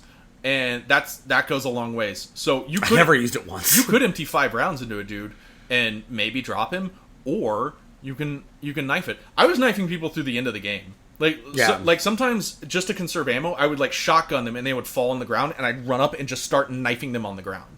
You know, and it saves a lot of ammo. Yeah, which you don't super need to do. No, but especially towards the end of the game, they start giving you a bit less. Yeah. Right? Not so much you're like, I'm out of ammo, but sometimes you're like, I have an uncomfortably low amount of shotgun shells. Yeah. You know? I would say, this is kind of nitpicky, but I would say they start giving you less ammo near the end of the castle, but then you get to the you get to the island and you're just like, I mean, you're fucking Rambo there, you know? Yeah. I mean, you're Rambo everywhere, but like, there's so many rooms full of pointless enemies in the late game that they're dropping so much loot and they're so easy to kill, and you just have so many grenades you don't need. Yes. That like you're just walking around blowing up completely non-threatening enemies. Now, I will say this though, what they're really good about doing is rationing how much ammo you get for particular weapons, right? Mm-hmm. So you don't... You have to switch weapons. Yes, you don't get a ton of sniper rounds. Eventually you get a magnum and you'll get almost no ammo for that, you know? Yeah, you're saving it for bosses. Yeah, it's like you'll always... It's kind of like you'll always have the most ammo for your least powerful weapons, you know? It like going down in descending order.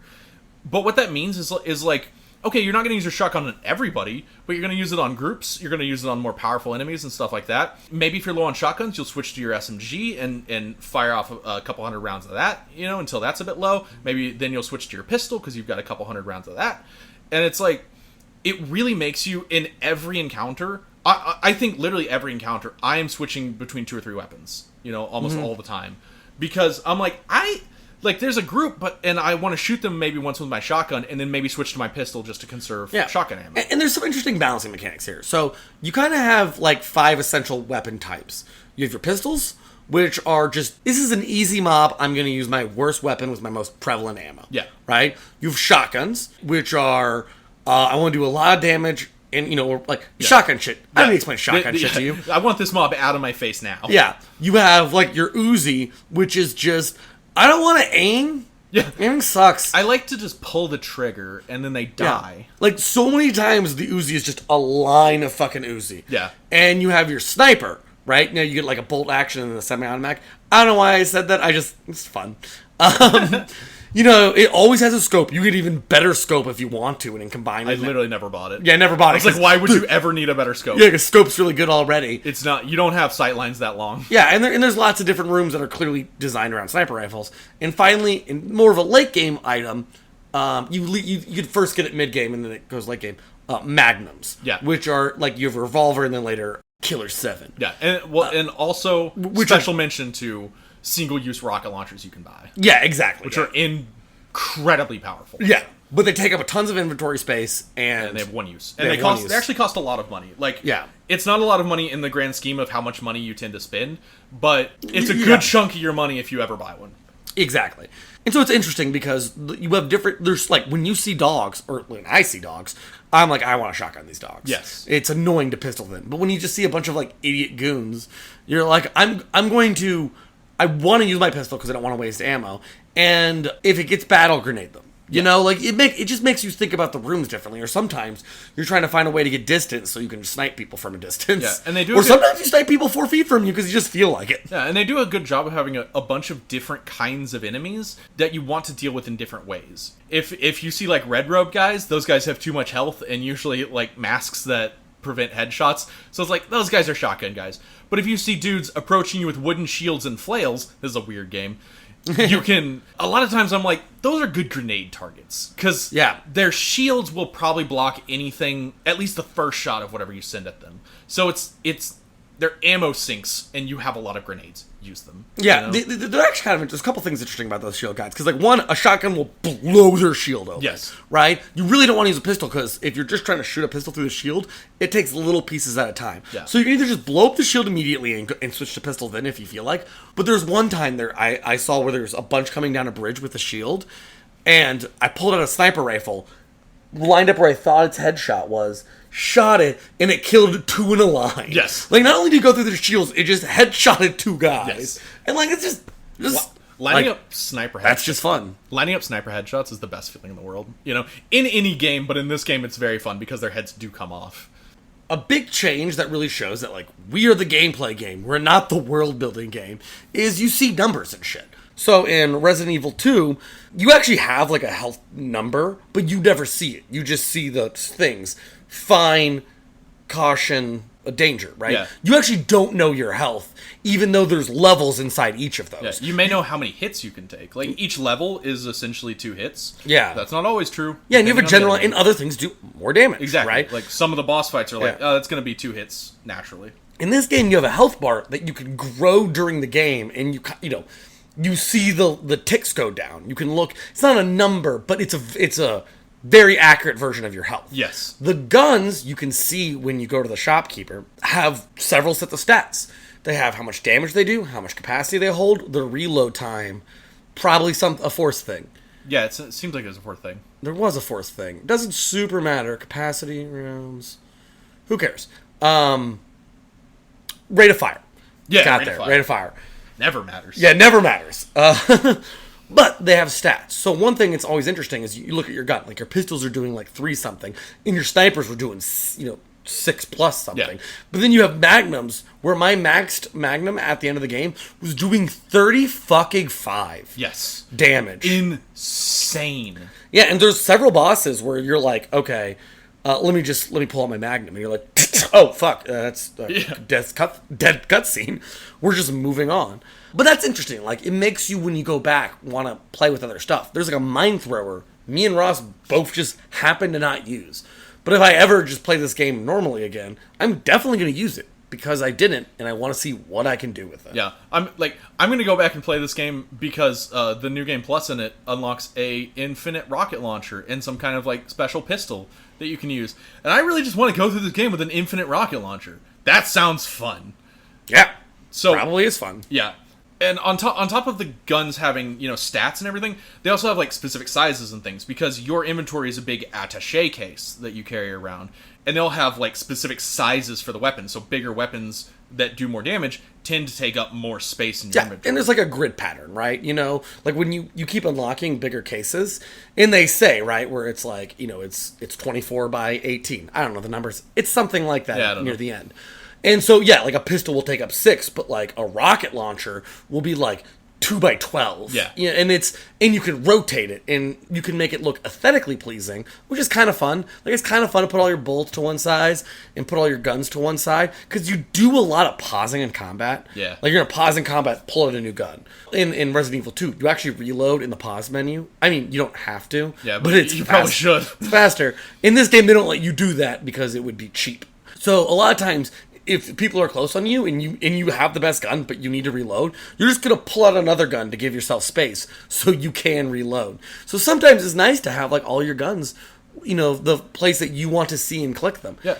It's a really minor thing, but, like, there's inventory space, and it's not really limiting you, but it is actually fun to engage with. Yeah, it is fun to play with. And sometimes, especially, like, after a boss fight or something, I would like to go into my inventory and organize it. Because you're just picking shit up left and right a lot of times, and when you finally get a moment of peace, you're like, let me just go into my inventory and just see what I have. And a lot of times what I do is I would line up the bullets for each weapon next to the weapon and be like, okay, now I know exactly how much ammo I have for that because it was scattered throughout other areas of my inventory. And it's fun to engage like that, Towards the end, I kind of stopped doing it because it was so many pickups. You just stop caring a little bit. Also, the end of the game makes you not care about anything. Really don't care. But for more than half the game, at least, I was not carefully curating my inventory. But I would take the time sometimes to just, take a little inventory check. What have I got? Can I organize this? What kind of space do I have? And that's fun to do. It's actually a satisfying mechanic to engage with. Yeah, because, like, one of the things is, like, this game is not difficult. No. But it's still, mostly the first half of the game. We'll have stuff to say later. Yeah. But for the first half of the game, even though, like, a lot of the bosses are easy as crap, a lot of none of the mobs are actually threatening, you're having fun choosing how you take them out. But all the rooms are unique.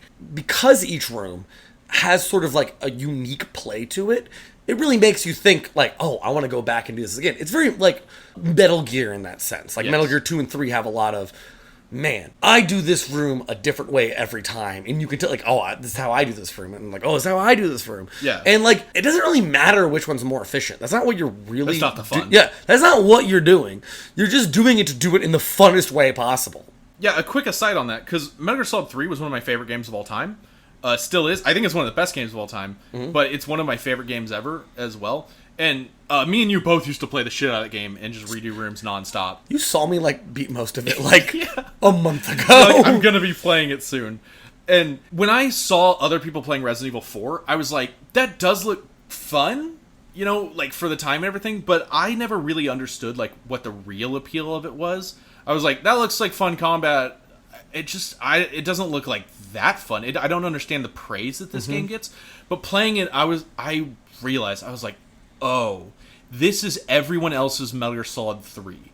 This is that game they would just pick up and replay and go to different rooms and be like, I want to do the room in this stupid way now. And just play the game in fun, interesting ways every single time, And I get that. That game is perfect for it. But there's more to this game than just, like, blowing people's heads off. Is there? Possibly no. But, alright, so, like, to go back to the plot of the thing, right? You start in this farmhouse, and admittedly you blow a lot of heads off. And then you go through this whole thing, and you finally get Ashley, the president's daughter, and she's a whole lot of fun. I like Ashley a lot. Yeah, she's really unpopular online. Yes, people do not like Ashley because she is a bit of a whiny girl. Yeah, like, not to. That's not my opinion of things. That's just, she's one of those old girl characters that's just constantly the damsel in distress and is making a lot of annoying noises. She gets captured a comical amount of times. A comical amount of times. But I think, not to derail too much, but honestly, that's funny and fine. Yes. I think there's one true problem. Yeah. And it's not actually just Ashley. It's the same problem with, what are you buying? What are you selling? Because there's a lot of times where she's captured and you get near her, she just yells, "Help! Leon! Help! Leon!" Like, over and over and over again. As loud and shrill as possible. And, like, yeah, that's annoying. But that's just because they did that too often. They just would have lines repeat. It's really only these two things, but it's egregious. Well, it's clear they had to record one line and they just put that on a loop, and it's bad, right? But that's not the character of Ashley. The character of Ashley is actually like a very strong woman. And I don't mean the strong woman in the typical like, oh, I kick ass kind of thing. She is like this delicate little girl who has been thrust into like a combat zone. She doesn't belong here, and she knows it. But we meet her and we lead her on to this farmhouse where we meet Luis, who's like this suave Spaniard guy. I call him the cat from Shrek. Puss in Boots. Yeah, he calls himself Luis, and Leon calls him Louis. And I never noticed that. But like the first thing he says to Ashley is like, "Oh, I didn't know the president's daughter also had ballistics," and he's talking about her boobs, right? But she responds to him strongly. She's kind of just like, "Shut the fuck up." Yeah, yeah, it's a very yeah. And that's like her whole personality. She actually stands up for herself and is a character throughout the game. She's probably one of the biggest. Maybe her and Luis have the most character in the entire game, and I really, really like Ashley. Yeah, Ashley doesn't quite have that opening isn't quite as strong as Ellie being, "Fuck you, you cuffed me." Yeah. But it's a similar vibe though. Yeah, it's like a similar vibe. You're like, she's not gonna take your shit, and I like that. So it's easy. I get it. A lot of people online are just like, tricky girl. But a lot of people complain about her escort mission stuff. Don't get me wrong. In almost any game where you have to protect usually a female. I don't know why game developers keep doing that. It's called sexism. Like also Metal Gear Solid 3. There's Eva at the end. Like all Metal Gears, Jesus. And 2, and did 1? I don't think 1 had it. No, 1 didn't have it. They had the strong. Meryl's awesome. They had the strong lady. Most escort missions are just a pain in the ass. It's like you trying to interact with the AI to make them actually follow you. Like that's usually what it is. Always slower than you. Is you can't get them to follow you. Like not to do the thing where you review another game in the middle of this game, but like in Metal Gear Solid 3, the best way to lead Eve around is trank her in the head and drag her sleepy corpse as she has sex dreams about Snake. It is the fastest way to get through the end of the game, and that's absurd because it just sucks. But Ashley, she follows right behind you to a point where she is too close. And it's actually a really good mechanical system where if you hit R2, you say stop. And if you hit R2 again, it says follow me. Yeah. And you can hit that anywhere on the map, no matter where she is. And she will hear you and she will respond. Yeah. She follows too close and you can shoot her. There's friendly fire. But every time you aim down sights, she'll like crouch down. So you won't hit her most of the time, except comically when you do. And that really is an interesting mechanic. Because some people might say, oh, it's really annoying when I lose because you captured Ashley. It's like, well, nothing else would make you lose. Yes. Because... And also, how is your Ashley getting captured? This game is too fucking easy. Like, people can complain about her being, like, shrill with her, Leon, help! But at the same time, I didn't hear that much because I didn't let her get captured ever. Well, she does it in a bunch of set pieces. Okay, she does it a couple of times. It's not that bad. Yeah, she does it, I think, 3 major times. Yeah. But sometimes... it's real, like, not to, again, derail too much, but there's a part where she's trapped in these restraints. Like metal. And there's this, like, platform above her, and you have to do something from this platform, and probably with a sniper rifle, and I couldn't figure it out, and Ross is like, shoot the restraints, and I'm like, that can't be it. Yeah, that's so dumb. They'd never asked you to do anything like that. Yeah, it just doesn't make sense. And so while I'm, like, looking around, it's the Leon help constantly. Yeah. And like, so the problem is sometimes she's nearby and you're not quite there yet and it's extra bad. But when she gets captured, I don't even think she does the Leon help thing like just like that. She does. I think you might be right, but I thought there's other dialogue she can say there. Maybe one other thing. I don't really remember. It's not those things. But like, it's kind of fun. Like if someone picks her up, you can shoot them to make them drop her, but you have to shoot around her, and that's a fun challenge. Like, that changes. It's actually nice to shoot someone who picks her up. Like, it's a fun thing we're doing here. Yeah, especially, like, they pick her up, and I've, like, got my shotgun out, and I'm like, okay, I gotta aim at the legs, or I'm gonna annihilate Ashley. Yeah. You know, and stuff like that. And sometimes she's got her own health bar and stuff, and she can get damaged, and sometimes you have to heal her and things like that. You can there's herbs that can increase her health that you can give to Ashley that will increase her health if, for some reason, you're terrible at this game. I don't know. There's harder difficulties. Like, maybe you do that more in harder difficulties. Maybe. Like, there's professional mode. Like, if you're Tofu and she's Ashley. Yeah. Um, I'm sure. Yeah, I mean, I think professional mode I've heard is actually real hard. Probably it's super hard. Yeah. Yeah, that's fine, right? Playing on, I'm just giving a general normal. Yeah, no, I'm just like at least there's probably good mechanical reasons to do a bunch of stuff with Ashley because the way she engages with combat, even if it is easy, is actually way more interesting. Yeah. So it's cool you could engage it that way. Yes. Like it's only a few sections, but there's a couple of sections with Ashley where you can't get near her and she has to go do something like pull levers or not die. Yeah. Be captured. And just people are walking towards her and you just have to snipe the things. And I think in all of those situations they make the sniper one-shot them. I think so, yeah. They always seem much weaker.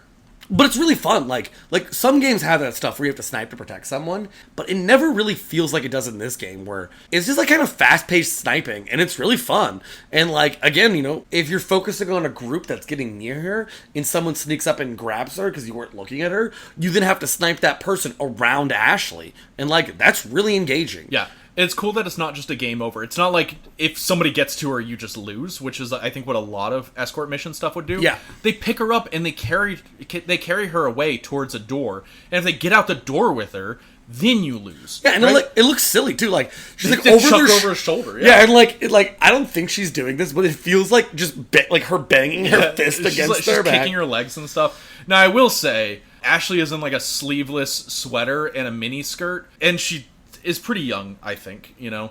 Yeah. She's kind of ambiguous. I looked it up just out of curiosity. It's 20. Right.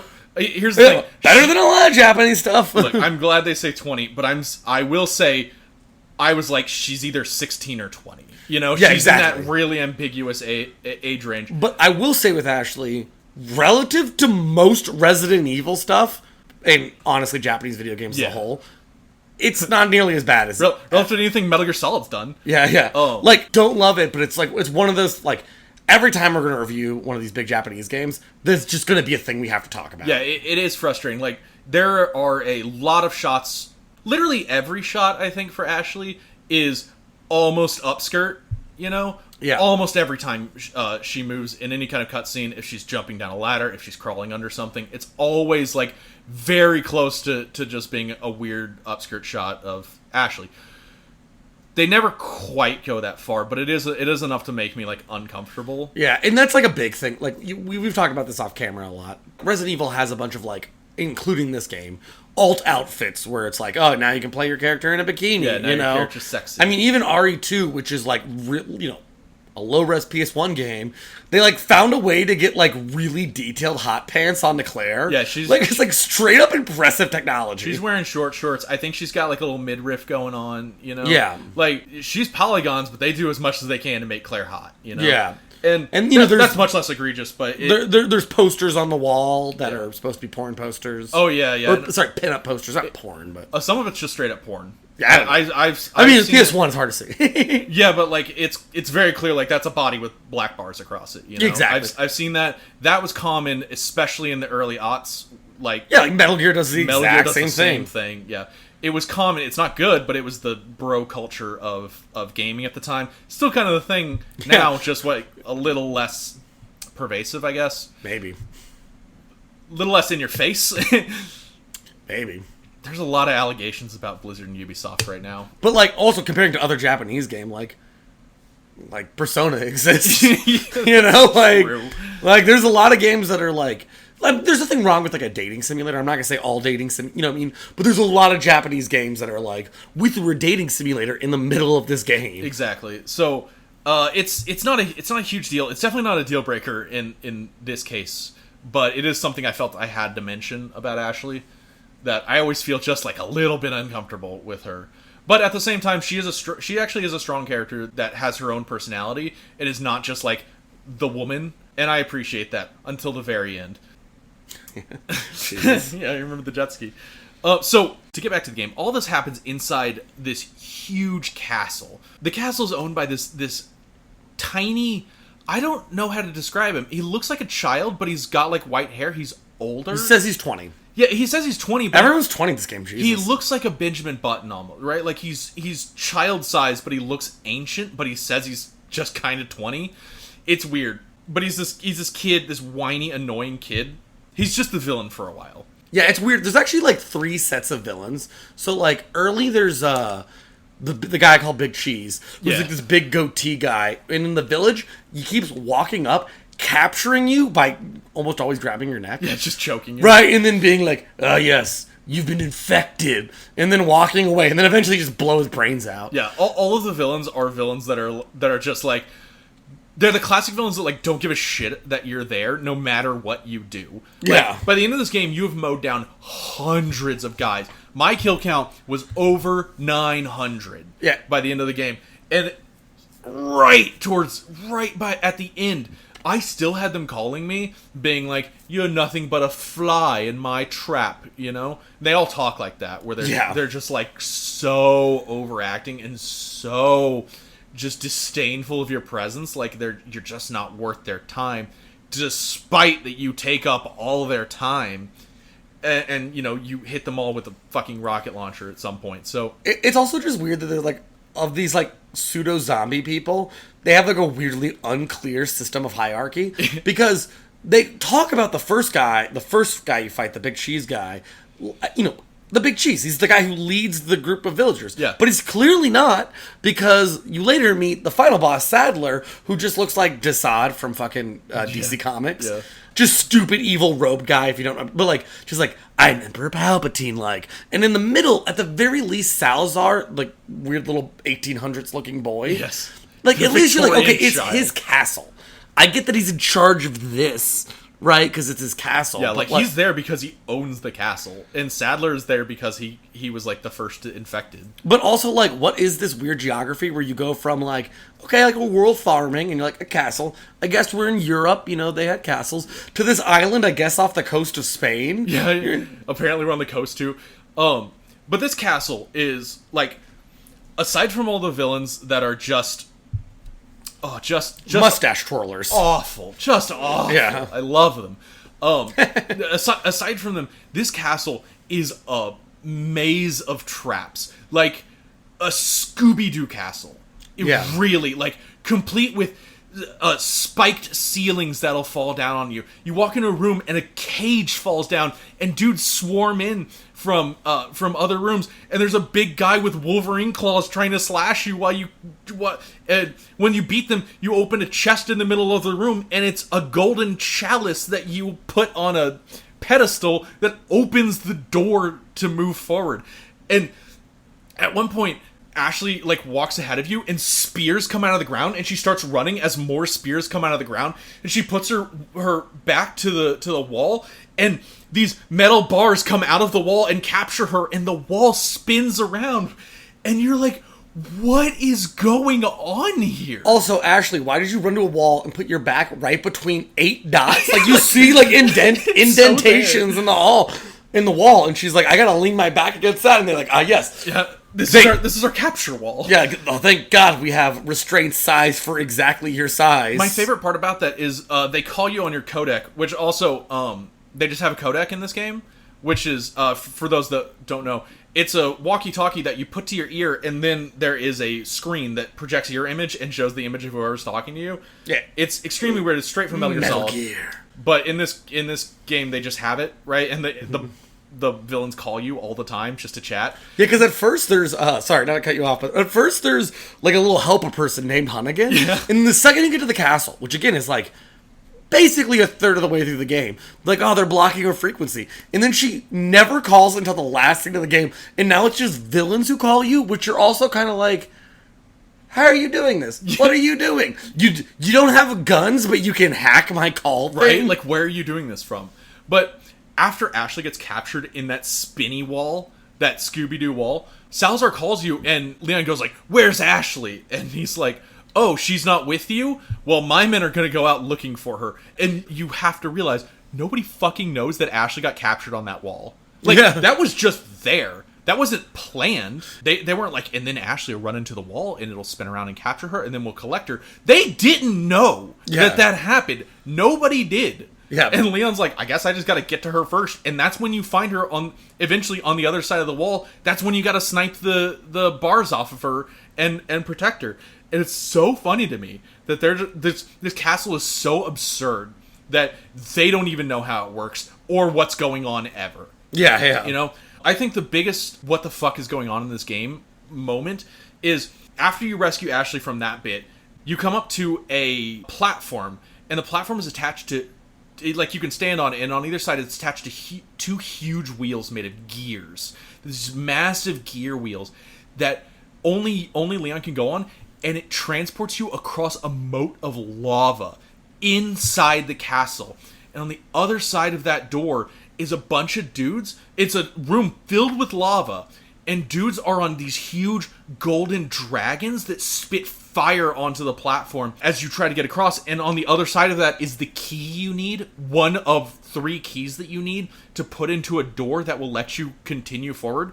And you just cannot go into that room without really taking a breath, because I think up to that point you probably have been like, okay, it's doing the Resident Evil thing where you need like weird keys to open doors, but it's at the point where you're riding gear wheels across a moat of lava that you have to stop and be like, honestly, what the fuck is going on? Yeah, even though a bunch of the RE2 stuff makes no sense, you're like, oh, in the sewer, I got a bunch of plugs shaped like chess pieces. That makes sense. Yeah. It feels more grounded. I don't know why. I don't know why, but it really does. Like even though everything is ridiculous, it fits into the aesthetic.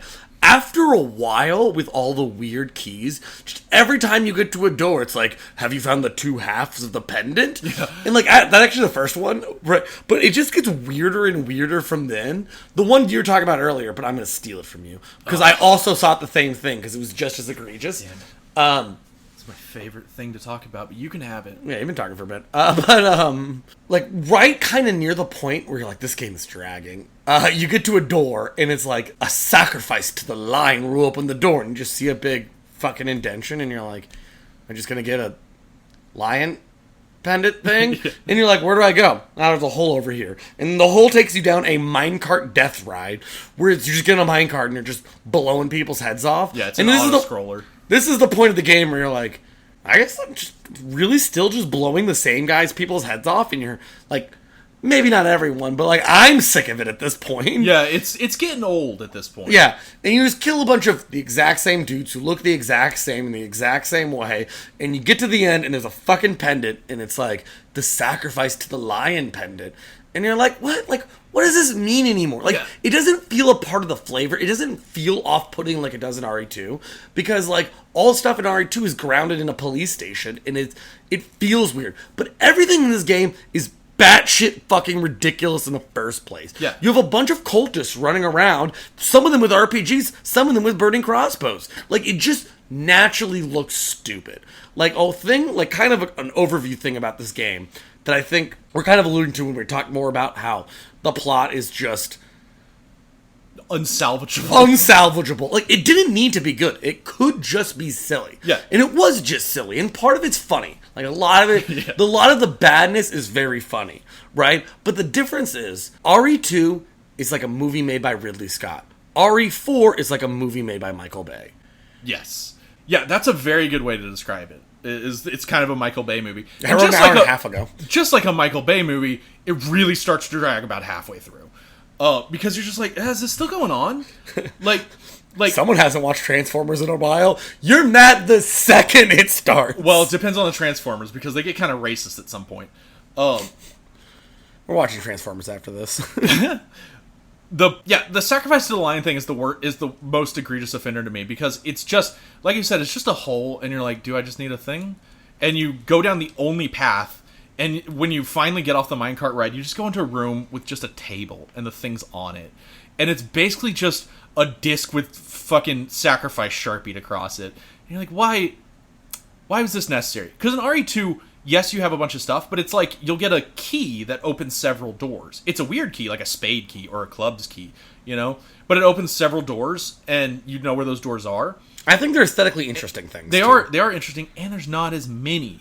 They don't overstay their welcome. Mm-hmm. Whereas in RE4, that's a 20-hour game, and you never stop opening doors with keys, or you go into a room and the door locks, and you just have to kill cultists until you've like pulled specifically 2 levers or something, you know? Yeah. Towards the end of the game, there was one where it's like I walked up to a thing, and it was like, oh, you need a key card for this, the key card has already been inserted, and it literally just says like it's fine right now, and I'm like, fuck me, because I know I have to go find another thing. Like, I know I have to go find the door, and the second I get to the door, it's got a lock, and some cultist is going to take the key card, and now I got to go kill him, and reinsert it, and press 2 buttons to open the door, and it is exactly that. Yeah. Like, I walk up to the door, cutscene cultist takes the card out, and I'm like, I am 15 hours into the game already. I'm like, please, just stop making me press buttons to open these fucking doors. It's just so clear that they ran out of ideas literally halfway through the game and just started recycling everything they could think of. And to say the thing you said earlier, you said like, oh, these start to overstay their welcome. Almost every aspect of the game does exactly that. It overstays its welcome, and by the end, you're kind of sick of everything. Not everyone. It's a lot of people's favorite game of all time, but also a lot of people who still love this game talk about how the ending drags. Yeah. One thing that might be somewhat noticeable to the audience is I beat this game maybe less than a week ago, like pretty recent, but I've had some days off. Ross played the worst part of this game last night. Like literally the second half of the game. Yeah, like grinded through the end and was like furious the whole time. It was so funny because it really starts grinding at this specific boss. It's a lot of bullshit, and I'll explain in a minute. But I was literally thinking it. I was like, man, the game has really kind of just sucked since that boss a couple hours ago. And I was texting Joey about it, and he's like, yeah, the game really starts to drag at exactly this boss. And I'm like, yeah, it does. That's precisely it. Which also makes me afraid because I've got like 8 more hours to go. You keep thinking that like I have to be near the end. They keep signaling the end. And there came a point in the game, right, where I was just constantly opening the map to see how much was left in the map. Yeah. Like checking the length of like a 4-hour Justice League movie that's complete garbage. But to relate it to this whole the difference between like a Ridley Scott and Bay thing earlier, where it's like RE2 is crafted in a way the slowness of the game builds tension. We talked a lot about the doors earlier. For a lot of people, that's just something that just slows gameplay down, but it built on it. It created atmosphere. Even though a lot of times your keys that you need to open these doors that are just as weird as they are in RE4 are in an item box. And you have to go back to that item box to get it.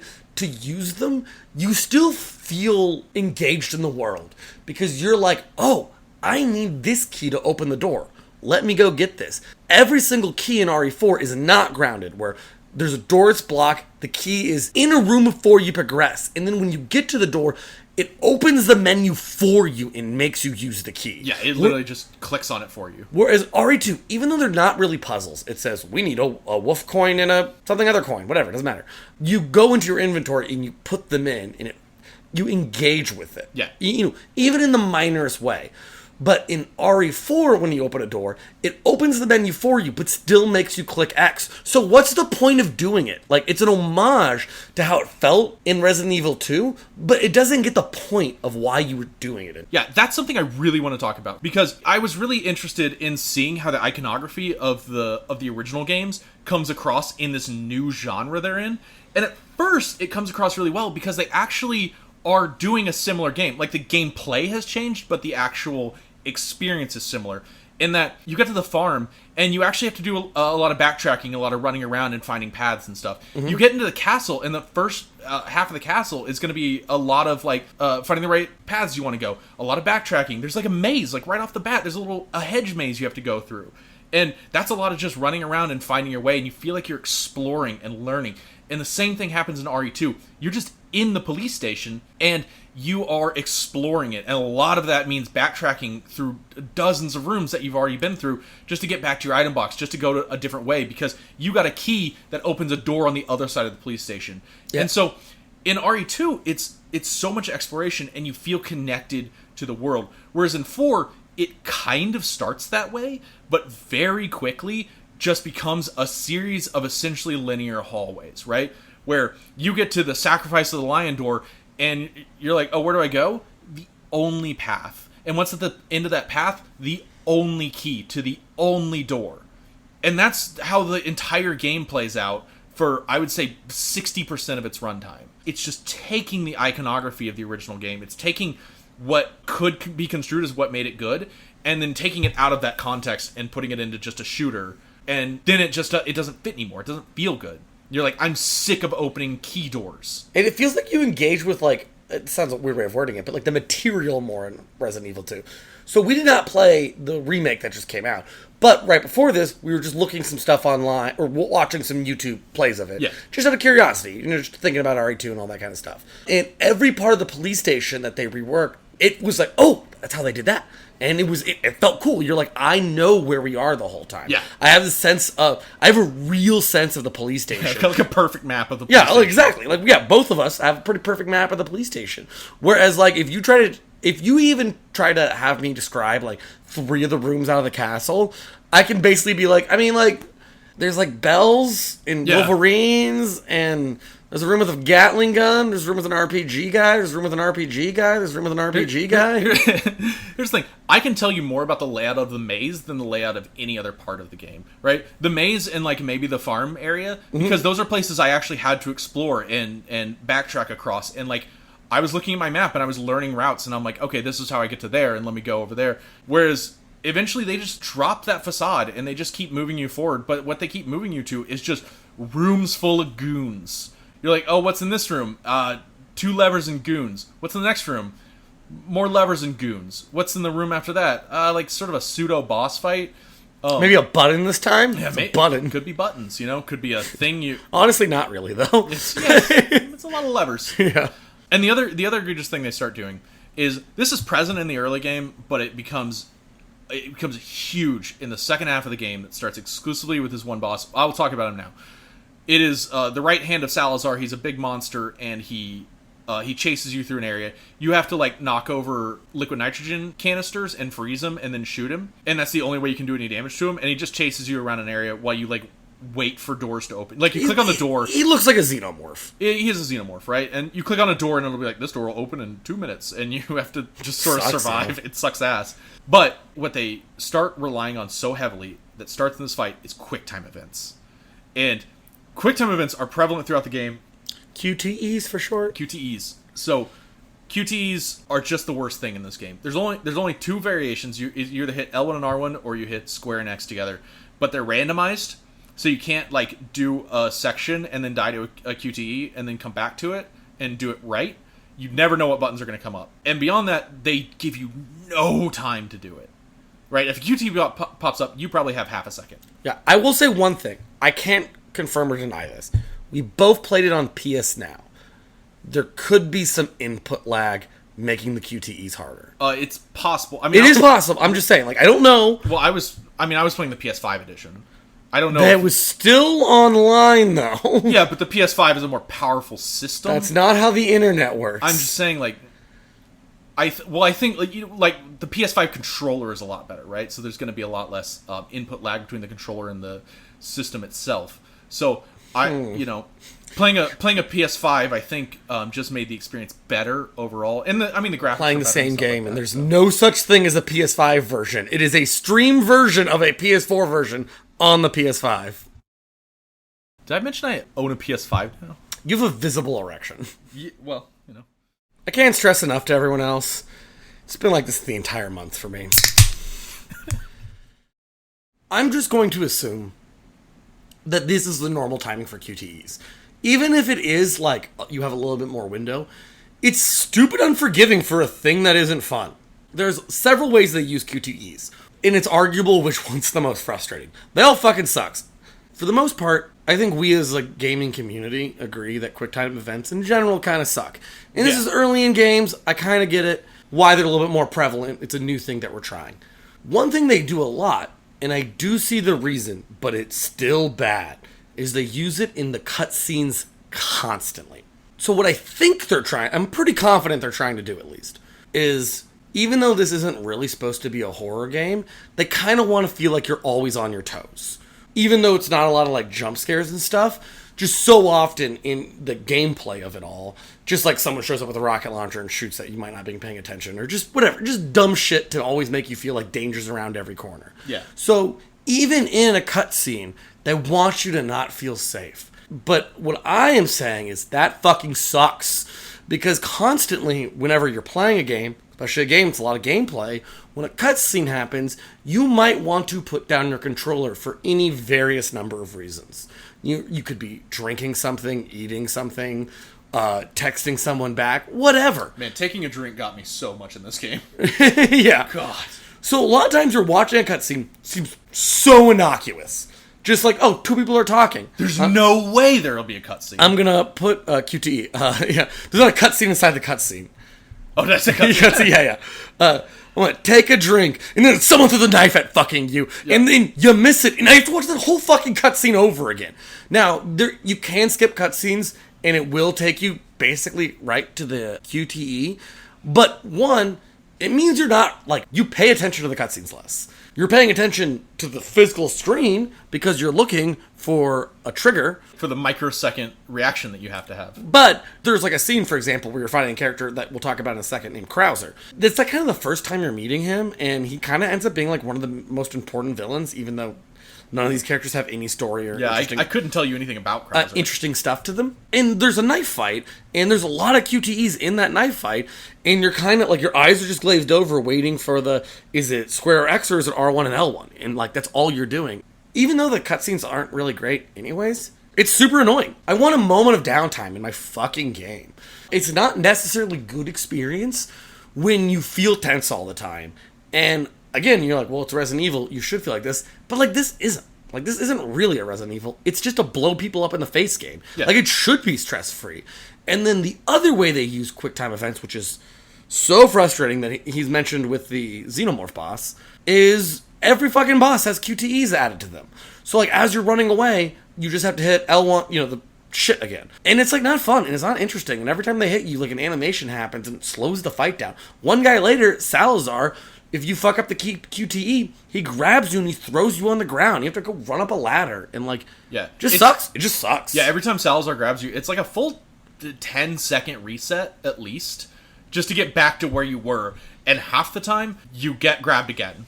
Almost instantly. So it's like a lot of the Salazar fight is just getting grabbed and thrown around because you miss your QTEs. That boss fight is thankfully mitigated completely if you just purchase a rocket launcher beforehand. Because Salazar, for whatever reason, dies instantly to a rocket launcher. Yeah, that fight's acceptable because you can cheese the hell out of it. Yes, like that's the only thing that makes it acceptable.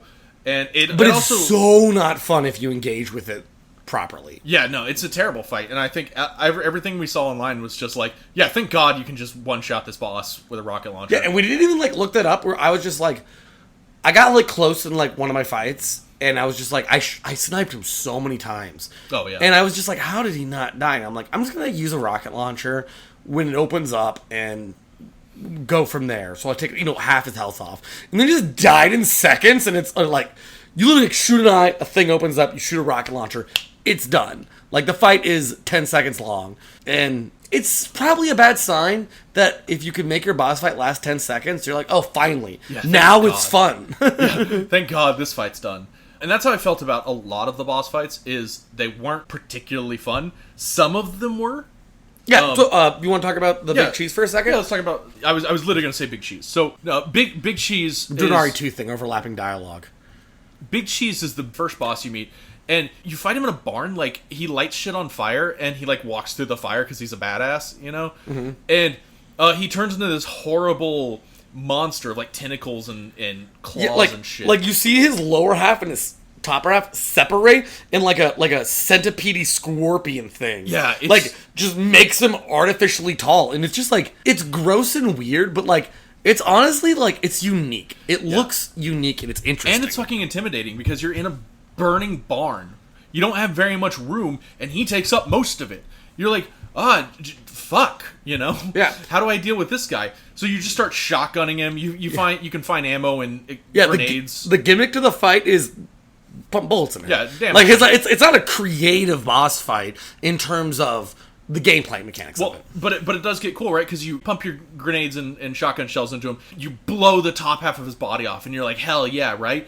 And then the top half of his body gets up, and he jumps up onto the rafters and starts like monkey barring around as just half a dude, and you're like, holy shit, Yeah, and like everything about this fight is like, this is what the boss fights in this game should be, in my opinion. Everything about this fight is in service, which is ironic because most of the game is focused on gameplay, is of being cinematic. Yes, like looking good. Because at the end of the day, like, how fucking cool can you make your boss fights, right? Yeah. Because just pick out your best weapon and shoot it at them. Your feet are planted. There's no way you can dodge. They figure out a way to make you dodge. Yeah. QTEs. Quick time. But that's not fun. It's not fun to have, like, either hit the right target or hit this flash button press. Yeah, often at the same time. Yeah, yeah. I've had quick times come up in animations. Like, an animation will finish, and I'll see the quick time, like, ending. You know? Yeah. And it's like, cool, that was happening in the background. Yeah, exactly. I didn't get a chance at that And, one. like, sometimes, like, a quick time will pop up, but, like, you're moving and you're not in position anymore, so it doesn't matter. But you have no way of telling. Yes. Right? So, like, this is one of the true, like, this early boss fight with Big Cheese Guy, where, like, oh, if all the boss fights are like this is sweet. Because you don't really know if there's going to be gimmicks or anything. You're just like, I'm just going to pump bolts into him because I don't know what's happening. Yeah. And then it just turns into a cool-looking fight. Yeah, it was cinematic, it was fun, and it wasn't terribly hard. And then, but really, all the boss fights are really kind of backloaded at the end. Like, you fight the Xenomorph, you fight this weird bug thing, or this slug thing, you fight Krauser, and you fight Sadler, and I forgot Salazar. Salazar's, yeah. There's like 5 boss fights like really close together. Xenomorph, mostly QTEs. Yeah, except the Xenomorph can also just run up and swipe at you, and there's nothing you can do about that. Like, the Xenomorph gets free hits, which is a sin in gaming, right? Because, like, you don't have There's no duck, there's no roll, there's just run nothing. away. You're just running, and he can run up and just swipe you, and you will take the hit. And if you don't have the healing, you're done. That's it. It's not a good boss fight. It's like one of my least favorites. Then we get to Salazar. Yeah, Salazar is objectively terrible. It's all QTEs, you can cheese them. It's only mitigated by the fact you can cheese them. Yeah, Kind of talking about it's that. a freebie. It's weird. Like, even in the pit where he throws you, it's full of just, like, tiny spider shit, and it's supposed to be frantic, and albeit, Salazar looks wild as fuck. Yeah. Like, it's a weird fucking thing you're fighting. I don't even know how to describe it. There's, like, he's in a pod, and there's, like, 2 tentacles and a big fucking mouth, and the mouth can go at you and, like, insta-kill you. Yeah, you shoot the eye, and then, like, Salazar comes out, and you shoot Salazar directly, you know? It's a weird fucking fight, but it's... The only real gameplay mechanic is QTEs, and it's not fun. Yeah. Then there's a slug thing. Now, you kind of run away from the slug thing as you try to open up doors on... This is like this is why it's a fucking Michael Bay game. It's just like, what would you even describe that as? So it is a hanging cage filled with, like, shipping containers, and it's hanging over this huge pit. Yeah, cavernous pit. Basically, you have to, like, solve little puzzles where it's like, okay, you got to shoot a light to open a door, and that door opens the way to one of the 2 buttons you have to press that opens the next door. Yeah. And once you press both the buttons, a little countdown starts, and you get through the big door that takes you to the second part of the cage, and then that first part drops into the pit. You do that 3 times. That's the whole fight, and then after that... Mix in, like, he's chasing you, so you're just QTing the whole fight. It's a small area, and you got to keep running past him, and he's chasing you, but it's not very hard. And then he drops into the pit, and then you think you're safe, and he climbs back up, and you got to fight him legit. And by fight him legit, you mean pump 3 magnum bolts at him. It's like, oh fuck, he's dead. Precisely. He dies very easily. Not a hard fight. Kind of fun, honestly. Like, I like the scrambling around trying to get the doors open while he's trying to kill you. It was honestly a lot of fun. But in hindsight... But still has a bunch of QTEs. It does have a bunch of QTEs like every boss fight. But also in hindsight, did we really need that boss? Yeah. You know, like, by the time you get there, I'm already like, God, can this game be over? I've been chasing the end of this game for a long time already, and, like, you still have multiple boss fights ahead of you. Yeah, and then you meet Krauser, who's just like, I'm a beret guy. I have had not really been in the story at all, but now I'm a big part of it for some reason. I work with Umbrella. Look, I've only played 2 Resident Evil games. They talk about Umbrella a lot. I understand they made the thing that made the zombies, but, like, they don't do anything. Like, they keep talking about Umbrella. Like, we work for Umbrella. You're like, what is Umbrella? What is Umbrella doing? Like, they're just an evil megacorp that just does evil. There's an evil megacorporation that I'm obligated to care about as a player, I guess. Yeah. But they're just boring and stupid. Yeah. So the Krauser fight. Now, Ross said he had no problem with it, but... Literally none. Yeah, but I get... Yes. I bet I can no damage Krauser. Yeah. PS5 version, stupid. Yeah. But that fight starts off where he shows up and you have to run away from him and, like, figure out how to open doors. It's one of those... I hate... They did this in the fucking Xenomorph fight, but you hit a door and it says it's going to open in a bit. And then you just have to, like, run away from Krauser's. You wait for that door to open, I guess. Yeah. And, like, I personally was like, I don't think I can do damage to him in this section because I have to open a door and run from him. And, like, the first time I aimed a bullet at him, he just does, like, a real quick dodge thing. So I'm like, I bet you he's just infinite dodge in this section. So I'm just running in a circle as he QTEs me, waiting for a door to open. And, like, albeit, like, the fight honestly only took me 2 tries. Like, it wasn't that hard. But, like, I had no idea what I was doing for a second. And then you just, like, you keep running through doors. Some of them are timed to open, which is just stupid as shit. Then you clearly have to fight him for a second. Yeah. And then once you do that, you can solve a puzzle. And then you're now up on the roof where you actually fight him and you have 5 minutes. In that part, you're just like, I just shoot his feet with a magnum, right? Yeah, he's like a little shield in front of him. He's got a big, he grows a big scythe arm that he turns into like a shield. But like his legs are open, so you just shoot him in the legs until he falls over, and then you shoot him in the head, and then you rinse and repeat. He's got like 1 attack. That's a QTE, but it's very easy to dodge. I don't even know if you need to rinse and repeat. You got a fucking powerful ass magnum. I already used it. The thing is, you can damage him in those other ones.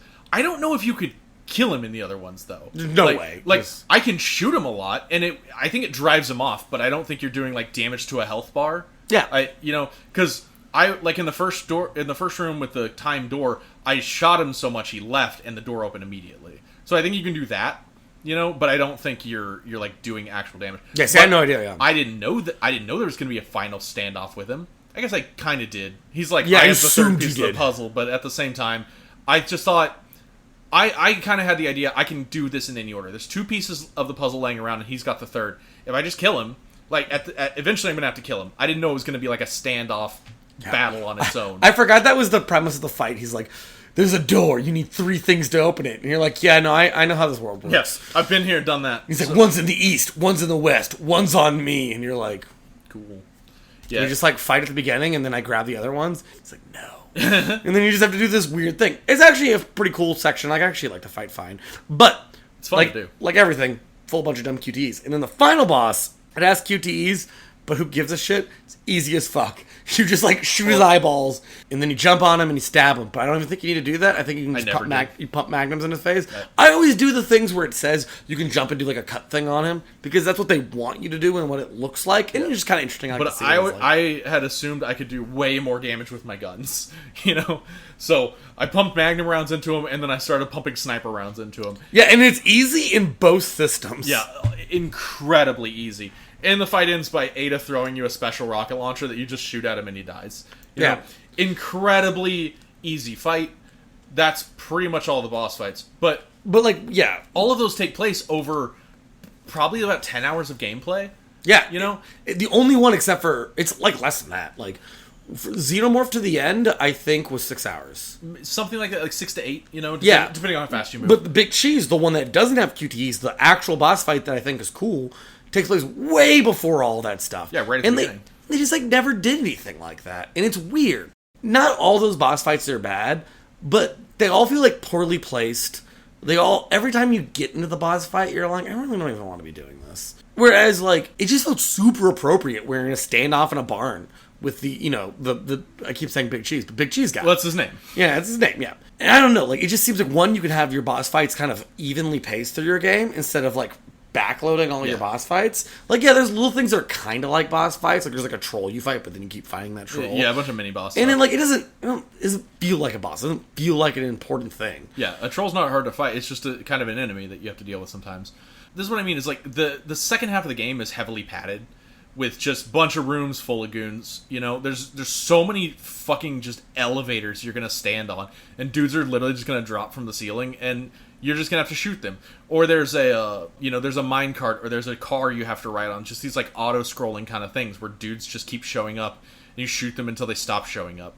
There's so much of that. They get these enemies called regenerators, which are scary for about half a second, because they lock you in like a freezer room with one of them, and they shake weirdly, and they make scary gross, noises. Yeah. They're gross, they're nasty, and they're scary. Their eyes are horrifying. Instantaneously, they give you a thermal scope for your sniper rifle that lets you see their weak spots, and then you shoot their weak spots and they die. And they move so slowly, they cannot ever pose a threat to you. So, regenerators, you meet 2 of them and you can run past them, and the third one, you get your scope, and that's it. That's the last time you care about regenerators, but they keep coming back. And it's like, that's the whole second half of the game, where you're just like, can we just move on? So many of these rooms don't need to exist. The slug boss, while he was fun, didn't mean anything. Like, Sadler calls you and is like, I guess I'll have to release it. I have fun with it. And you're like, whatever. And it's a big slug monster. And you're like, whatever. And, like, Ross is texting me as he's beating it of the game, and I have beaten it, like, again, like, less than a week ago from when he's played it. And I kept being like, what is this sequence of all the events on this island? Yeah. Because I was like, have you not fought the slug? Like, you've done all this stuff, and you still have to do the slug section? Yeah, it feels insane. It's so weird that the game has, like, no bosses, and there's 3 bosses. Like, all the bosses close together, but 3 of those bosses are the very end of the game. Krauser, Sadler. Yeah, it's practically back to back. It's like the last 2 hours, at most. Yeah. At most.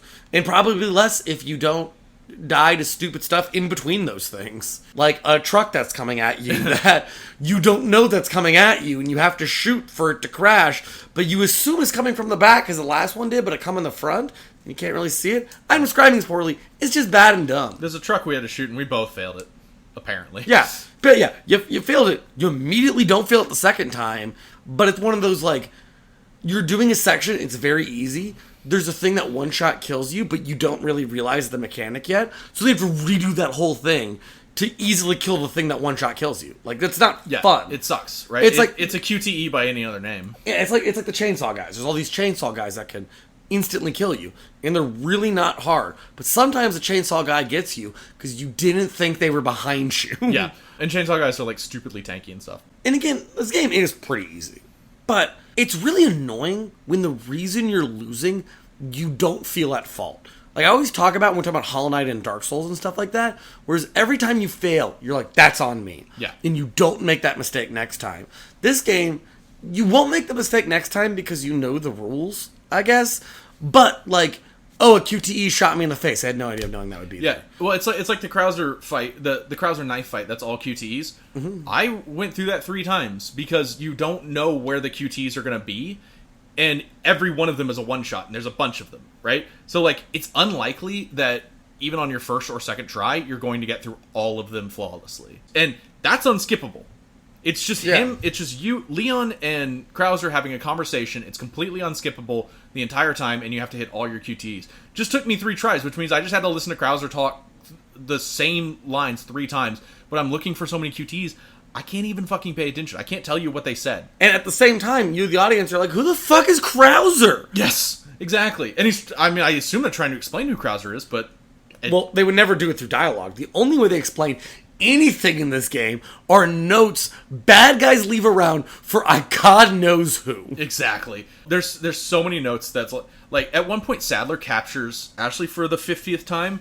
He literally just mind controls her and has her walk away while you're incapacitated. And then where Sadler was... What a waste of mind control. Right? It's also the only time he does it. They just forget that exists. When Sadler leaves, sitting where he was standing is just a note that says, "Our plan."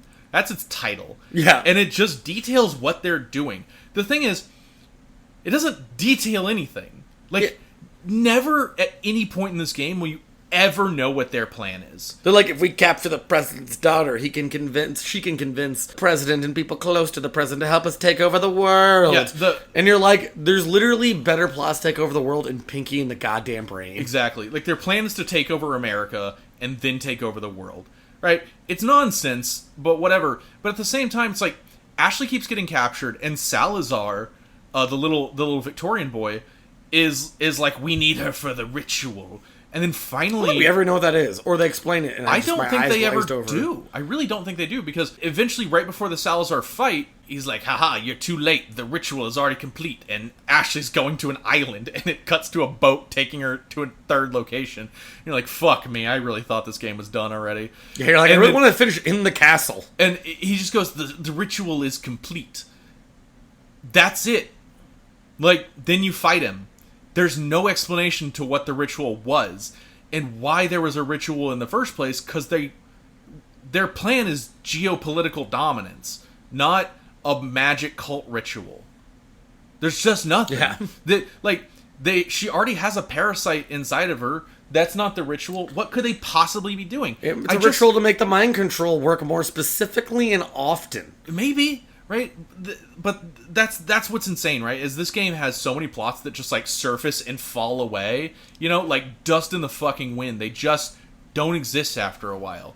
And all the notes that everybody leaves are insane. Yeah, there's a part where you are in a prison cell with goddamn Ashley, and Ada Wong has thrown a note that's made into a paper airplane through the window. Ada Wong has barely been in this game. Like, she shows up once and, like, takes off her sunglasses that are also a bomb. I can't stress this Michael Bay analogy enough. It's like half Michael Bay, half of, like, a fever dream of someone who just watched Mission Impossible. Yeah, well, you're having a knife fight with Ada Wong, and she throws her sunglasses. Which also, I don't know why you're having a knife fight with her. I don't know, because she put a gun to your back. And so you decided... I don't know why she did that. You decided to put a knife to her throat, and then y'all exchange some catty words, and she throws her sunglasses on the ground that explode like a flashbang, and she, like, grappling hooks away. And then like, is gone. And then is gone until, like, literally the very end of the game. But once in a while, like, throws a note at you. Yeah. Like, I know it's, like, we're talking about it's a dumb game. It's all the plot. You know, like, it's purposely dumb. But what the fuck are you doing, Ada, where you know where we are perched in a way you can throw an airplane to get the information to us? Exactly. And it's just information of, like, where to go. She tells you, like, oh, maybe you can use the trash compactor to escape. And it's like, probably could have just figured that out. Yeah. You know? Oh, and it's... Like, yeah, I forgot that. I thought that's what it was. Here's the thing. The game is silly, obviously.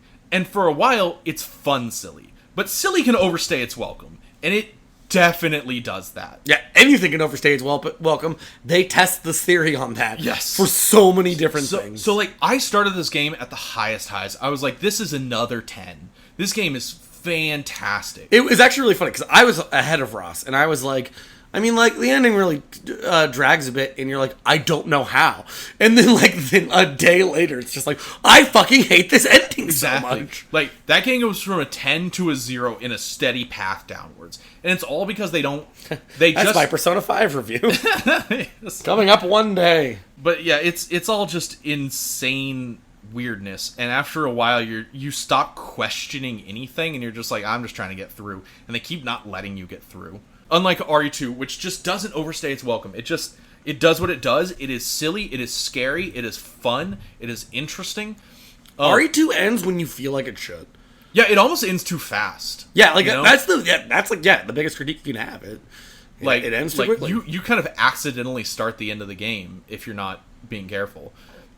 Because it ends on a countdown where, like, everything explodes. Well, it's like, it's not even being careful. It's, you walk into this room and you're like, grab a thing, and you're like, oh, that's triggering end cutscenes. Yes, you leave the room, and that's the end of the game. I did the thing the game told me, and now we're ending. Oh, but that game has, like, a couple of boss fights, and they're really... I mean, they're not interesting, but they're very simple. You know, like, it's just... They are interesting. They're cool and interesting flavor. They're not interesting mechanically. Yeah. But... like, they're not unfun to fight. No, they're fun, you know? Like, it's a simple game with simple mechanics, but they utilize them very well, you know? And mostly it's just a big hulking monster thing that you have to take down, but, like, the final boss is a big monster, and when you take him down, he turns into, like, this big monster dog that starts jumping around the arena. Yeah, and it's just weird and visceral and, like... Yeah, and you've never seen anything move like that. The stuff that happens in RE4, or RE2... kind of makes you consider, like, what does this mean? Like, why is this happening? Like, it allows your imagination to just kind of, like, fill in some gaps. RE4, you literally out loud probably say a lot.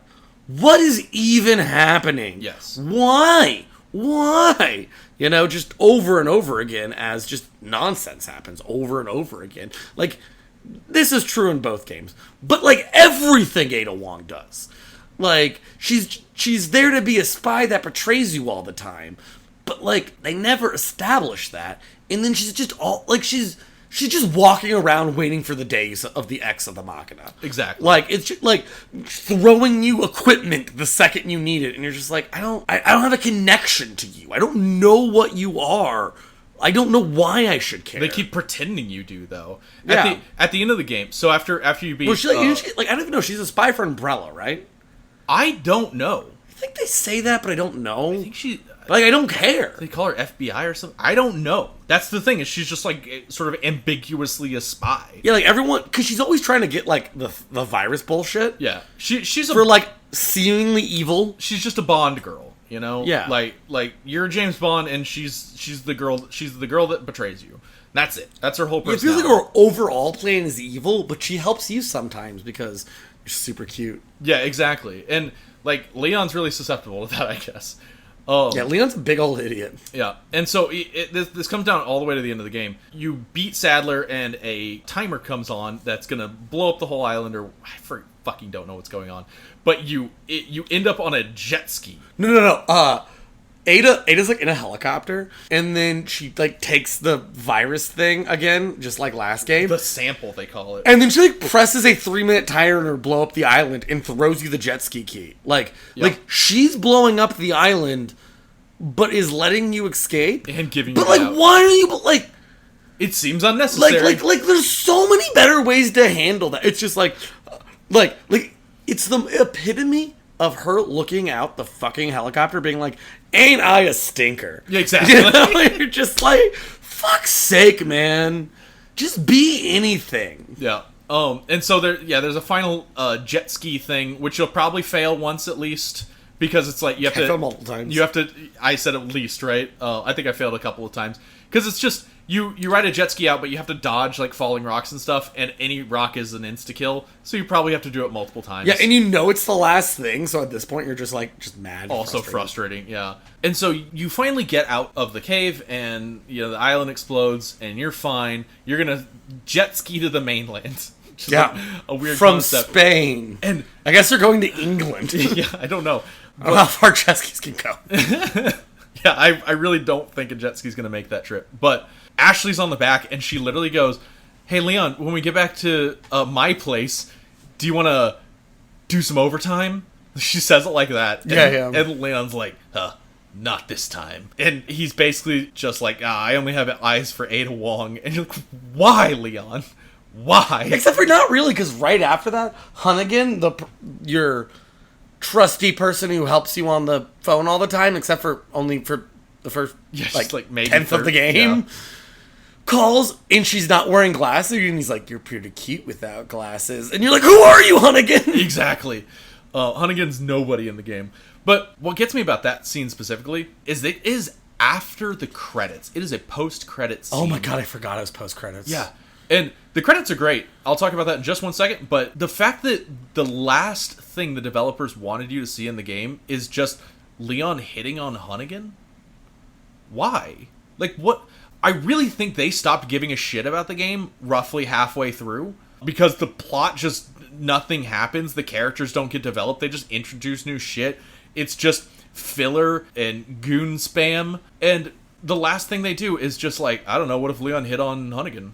Yeah, it's just dumb action or bullshit. Right? It really is. I just think like they stopped caring about the game as much as I did. I have to be careful because if I go down this rabbit hole, I'll get red-eyed and not stop ranting. But it's like the last goddamn scene in Man of Steel where they have like cameras following Superman, and he like throws a satellite from space to an officer, and he's like, "Don't you trust me yet?" And he's like, "Not even the slightest." Yeah, no, And then she like, flies away, and then the one girl commando who's just there to ask questions to the military boys who are in charge just goes, and he's like, "Why are you teeing?" And it's like, "He's kind of hot," is her line. Oh. I hate the movie so much. It's the most a male fucking wrote this script. Yes. You know, that like, here, self-insert yourself into Leon and walk around in the president's daughter, some person on the line with you, some spy, all want to fuck you. Yeah. And it's just like, it's just cringy. Like, It like, is. It's not even like, who is it offering stuff for? Yeah. Other than people who need to, like, live their male fantasies out in a game about zombies. Yeah, like I can't even really be mad about it anymore. It was so prevalent back in the day, and now it's exactly as you said. It's just cringy to see it. You're just like I don't even get mad. I just feel uncomfortable. You know, this sucks. Yeah. I mean, Metal Gear Solid 1 did it too. So, except they actually. But like, there's she was like, "Hey, Snake, you want to fuck?" And he's like, "Hell yeah." Yeah. There's more to say on that, maybe for another time. Oh, yeah, I mean, that game has characters and plot and stuff. But, yeah, Resident Evil 4 ends on, like, the lowest possible notes. But the credits are really interesting, because they have these, like, I don't know if they're hand-painted, but they're kind of like painted sceneries. of the villagers, and the villagers are, it's still images, but you see the villagers like living their lives. You know, it's kind of like upbeat music going on, and then you see like the approach of, you see them like mining out the parasite, you know, and the music starts getting darker, and you see images of like Sadler and Salazar show up, and they start experimenting on them, you know, and you see like the progression of what was happening, a little backstory, and I'm like, this should be at the beginning. Yeah. To just tell me what's happening at all. And it's not, but I was at the credits, I was like, oh, this actually is a really concise, simple way of explaining the backstory of the game. Yeah. That like gives me information instead of like notes scattered everywhere that I half read. Yeah, like, to do one more Metal Gear comparison, in some of the Metal Gears, they were like, okay, we need to do exposition. We'll just have a codec and have a conversation about it. And there's levels of that sometimes feel kind of lazy, but like, there's interest in that, but there should be better ways to do exposition. The answer is definitely not notes everywhere, that they don't make sense, that they would even be there. Yeah. Like, why do they make no sense? They're poorly written. Extremely poorly There's a written. bunch of them that they repeat the same word over and over again. Yeah, it'll just be like, we have captured the prisoner. The prisoner has been taken over there. Do not let the American get near the prisoner. And they'll just say the same word, like line after line after line. And like, that's a small thing, like that might seem petty, but at the same time, these are things that writers know not to do. Which tells me writers did not write this script. It represents what the end game feels like, which is just an utter lack of effort. Yes. Like, they clearly put effort early. You can see where it's like, oh, these, you know, we come back on these areas. The things are put in interesting places. There's a little bit more puzzles earlier on. Rooms have actual gimmicks, right? Whereas there's a whole section on the island where you're just in, like, the lab area, I don't know how to describe it, where, like, you just open a door and you're like, oh, these fuckers are here. Yeah, just goons. And you're like, grenades, I guess, shotguns, I guess. Yeah. And there's nothing interesting. Whereas for most of the early part of the game, every room has something. Yeah, and that's really, like, all I can say about Resident Evil 4. It's a deeply flawed game that is pretty fun most of the time. Like, it's extremely fun at the start, and it's very tedious at the end. But the gameplay is pretty fun throughout. Like, it is fun to shoot things, Yeah, you know? RE4 is just kind of like if you're in a really, like, toxic relationship at the beginning. Like, someone who's just very fun and carefree, and you start off, and you're like, we're just getting fucked up all the time and doing sweet shit, and you're like, I mean, I'm always dehydrated now. And then after a while, you're like, I mean, you want to go to the bar at the Seven Nights? And I mean, we were there yesterday. Like, we were just there. We're at the, I mean, not much. We're just doing the same things. I want to go home, and you want to go to another bar. Yeah. Yeah, that's exactly it. You Yeah. know, you're just tired of being here, and you don't. All the fun is kind of drained out by the end. Like, I do recommend playing the game if you're interested. I don't think it's a bad experience, but I will say by the end of it, you will kind of not want to play that game anymore. Yeah. And it's definitely a game that, like, I probably will replay at some point. Honestly, like, last game we did was Hollow Knight. And we knew we were doing Resident Evil, obviously. And before I got to Resident Evil, I just played a shit ton more of Hollow Knight. Yeah, me because too. it is a really good game. Like, yeah, both of us. We were just kept playing Hollow Knight well into... Like, we had an extra window to get this done early, and we're like, yeah, let's just We play. did not use it. Yeah, we used it to... just kept playing Hollow Knight. We do just play Hollow Knight. Now, after this, I want to play other Resident Evils. I'm actually excited about this series, but 4 I definitely don't want to go back to anytime soon. Whereas, there's a non-0% chance I might play Resident Evil 2 tonight. That's true. Yeah, like, there's still multiple runs of 2 that I want to do, and I'm going to play Resident Evil 2 more. I will not pick up 4 probably ever again. Yeah. You know, like, I've played it once, and I don't need to play it again. That being said, so my overall thoughts on this. Resident Evil 2 is a straight-up 10. It's a wonderful game. Everybody should play it. An incredible entry in the survival horror genre. And just fun all the way through. Legitimately a scary, stressful experience. Yeah, there are era-specific problems for 2. Yeah. But even those problems are often turned into strengths. yeah, and it's very forgivable. Some people have trouble going back and playing old things. I understand if you go back and play RE2, and you're like, this just isn't for... Like, if tank controls are enough of a thing that you can't get past... Understandable. Yeah, you won't be able to play the early Resident Evils. And I'll say, I was frustrated for a while playing 2, partially because I couldn't run. But yeah, I did find it frustrating, but after I really got in my rhythm, I'm like, no, I love this game. You know, even the things I was frustrated about, I was like, I see why this would be fun still. RE4, I've said everything I can say. It's a deeply flawed experience that's pretty fun throughout. Yeah, like it probably like hits a 6. It definitely hits a 6. I put it maybe right at a 6, but that's kind of yeah. But like, it feels preposterous to call it a 7 after how bad the ending is. Yeah, it just can't get that high. But it's worth playing still. Like 6s are fine, you know. Mm-hmm. There's a lot of games that do not reach 6. Yeah, it's interesting, and you'll definitely have like high highs. Exactly. Right. It's worth the attempt. Just like again, like doing drugs and alcohol with people, right? Exactly. You get some high highs. You'll pay for it. Yeah, but it'll be worth it. But you wake up pissing blood sometimes. What drug am I doing?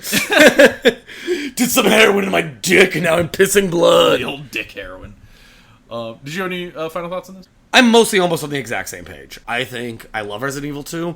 I'm kind of fond for old games. I'm a big fan in all things, not just games, of genre-defining moments. Yeah. And it's really cool to look at RE2, like, even just from a historical context. And then honestly the same for Resident Evil 4.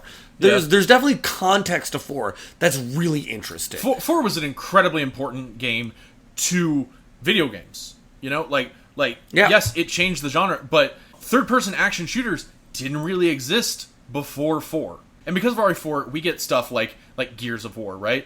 And Gears of War gives us popularizes things like cover mechanics, right? And with third-person shooter, God, this sounds so negative. Well, let me turn that into a somewhat positive, right? With third-person shooter cover mechanics popularized by Gears of War, started by RE4, we get things like Mass Effect. Yeah, you know, I knew that's where you were going. It's a small concession, but Mass Effect is a good series. You know, not all the way through, but it's a good series, and it's a very good.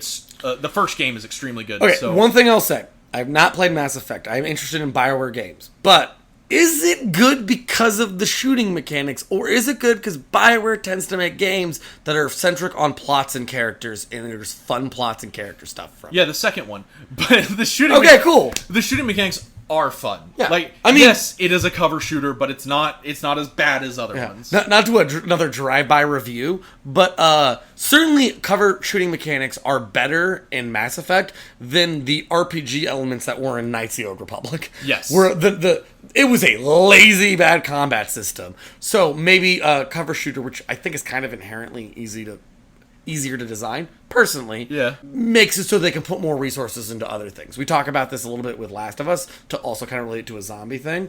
But, there's a lot of, cover mechanic stuff that's fun enough, but also they design every fucking room. Where combat's happening everywhere. You start seeing those chest-high walls. Yeah, and it's just we'll just put a bunch of chest-high walls, put a couple guys over here, a couple guys there, just switch their weapons up.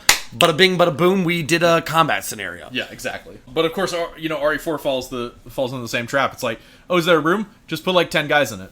Done. Yeah. Doesn't matter. Early game is there's people behind a picture with RPGs that will come out when you're doing this, while another guy in the middle is rotating a Gatling gun around the room that you have to find cover for. Yeah, exactly. But as this is probably... I don't know how long we are, but it's probably long. I don't want to think about it right now. Let's do a lightning round. Our famously quick and concise lightning rounds. Yeah, they never take an hour. Yeah, they're never almost half the podcast every time. Nobody check the runtime of the podcast right now.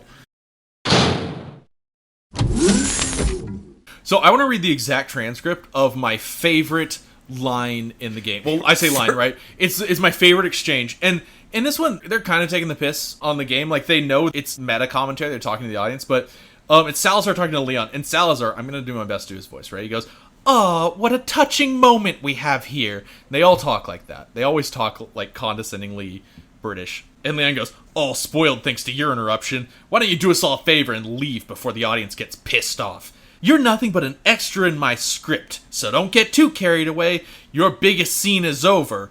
I don't remember ever being a part of your crappy script. Well then, why don't you show me what a first-class script is like through your own actions?" That's an actual exchange that they have. And it's meta-commentary on the game, well, why don't you do something about it, Leon? Go through my trap castle. But, boy, this script does not reach a top-tier levels, as they insinuate it may. So, one thing, condescendingly British is redundant. But yeah, there's so many dialogue that, like, I wish we could just, like, make some lightning round just saying all these different dialogue bits, because there's so much shit throughout both games that are insane. Yeah. Like, what's the line from the opening you can't get over? Well, okay, so there's a couple in the opening, but there's a couple, right? Like, it starts with a trucker who just says the funniest thing in the world to me. He's sitting there with a bleeding arm, and he goes, "That guy's a maniac. Why'd he bite me?" "Why'd he bite me?" Yeah, why'd he bite me? He just says it in the weirdest way possible. Also, not in the original game, but before this, we were like, Ross watched the intro a bunch of times because he didn't make a legal save state. I watched it once and I was like, no, I have a save state. Every time I die, I'm not going to rewatch this intro. But we were watching the intro of the remake, and that same trucker is listening to the radio, and they're talking about, like, yeah, we saw their faces, like, look like they're melted and rotten, describing, like, a zombie face. Her nose, her whole face, it looked like it was rotting. Yeah. She looked like a corpse. Like a walking corpse, man. Sounds like my wife. Sounds like my wife. What the fuck, man? We lost our shit at that. Yeah, like, what is this? Like just Borat bullshit. This is a modern game. Like, Yeah. It's so funny to just be like, sounds like my wife. Like, okay, trucker who's about to die. Like, oh my god, that's funny. The other line is Leon is shooting at zombies for the first time. He's firing, and the sound of the gunfire is in the foreground, and very quietly he's just like, what the hell? I thought I hit him. What's up with that guy? That was a clean hit. Or something. I don't remember the exact words, you know? Yeah, that's a good Leon, wow. Thanks. But it's like, it's very hard to hear. And later he's in the same cutscene, he's in the car with Claire, and he's like, checking the glove box, and she's like, Hey, could you open the glove box? Sure. There's a gun inside. it's a gun. Yeah.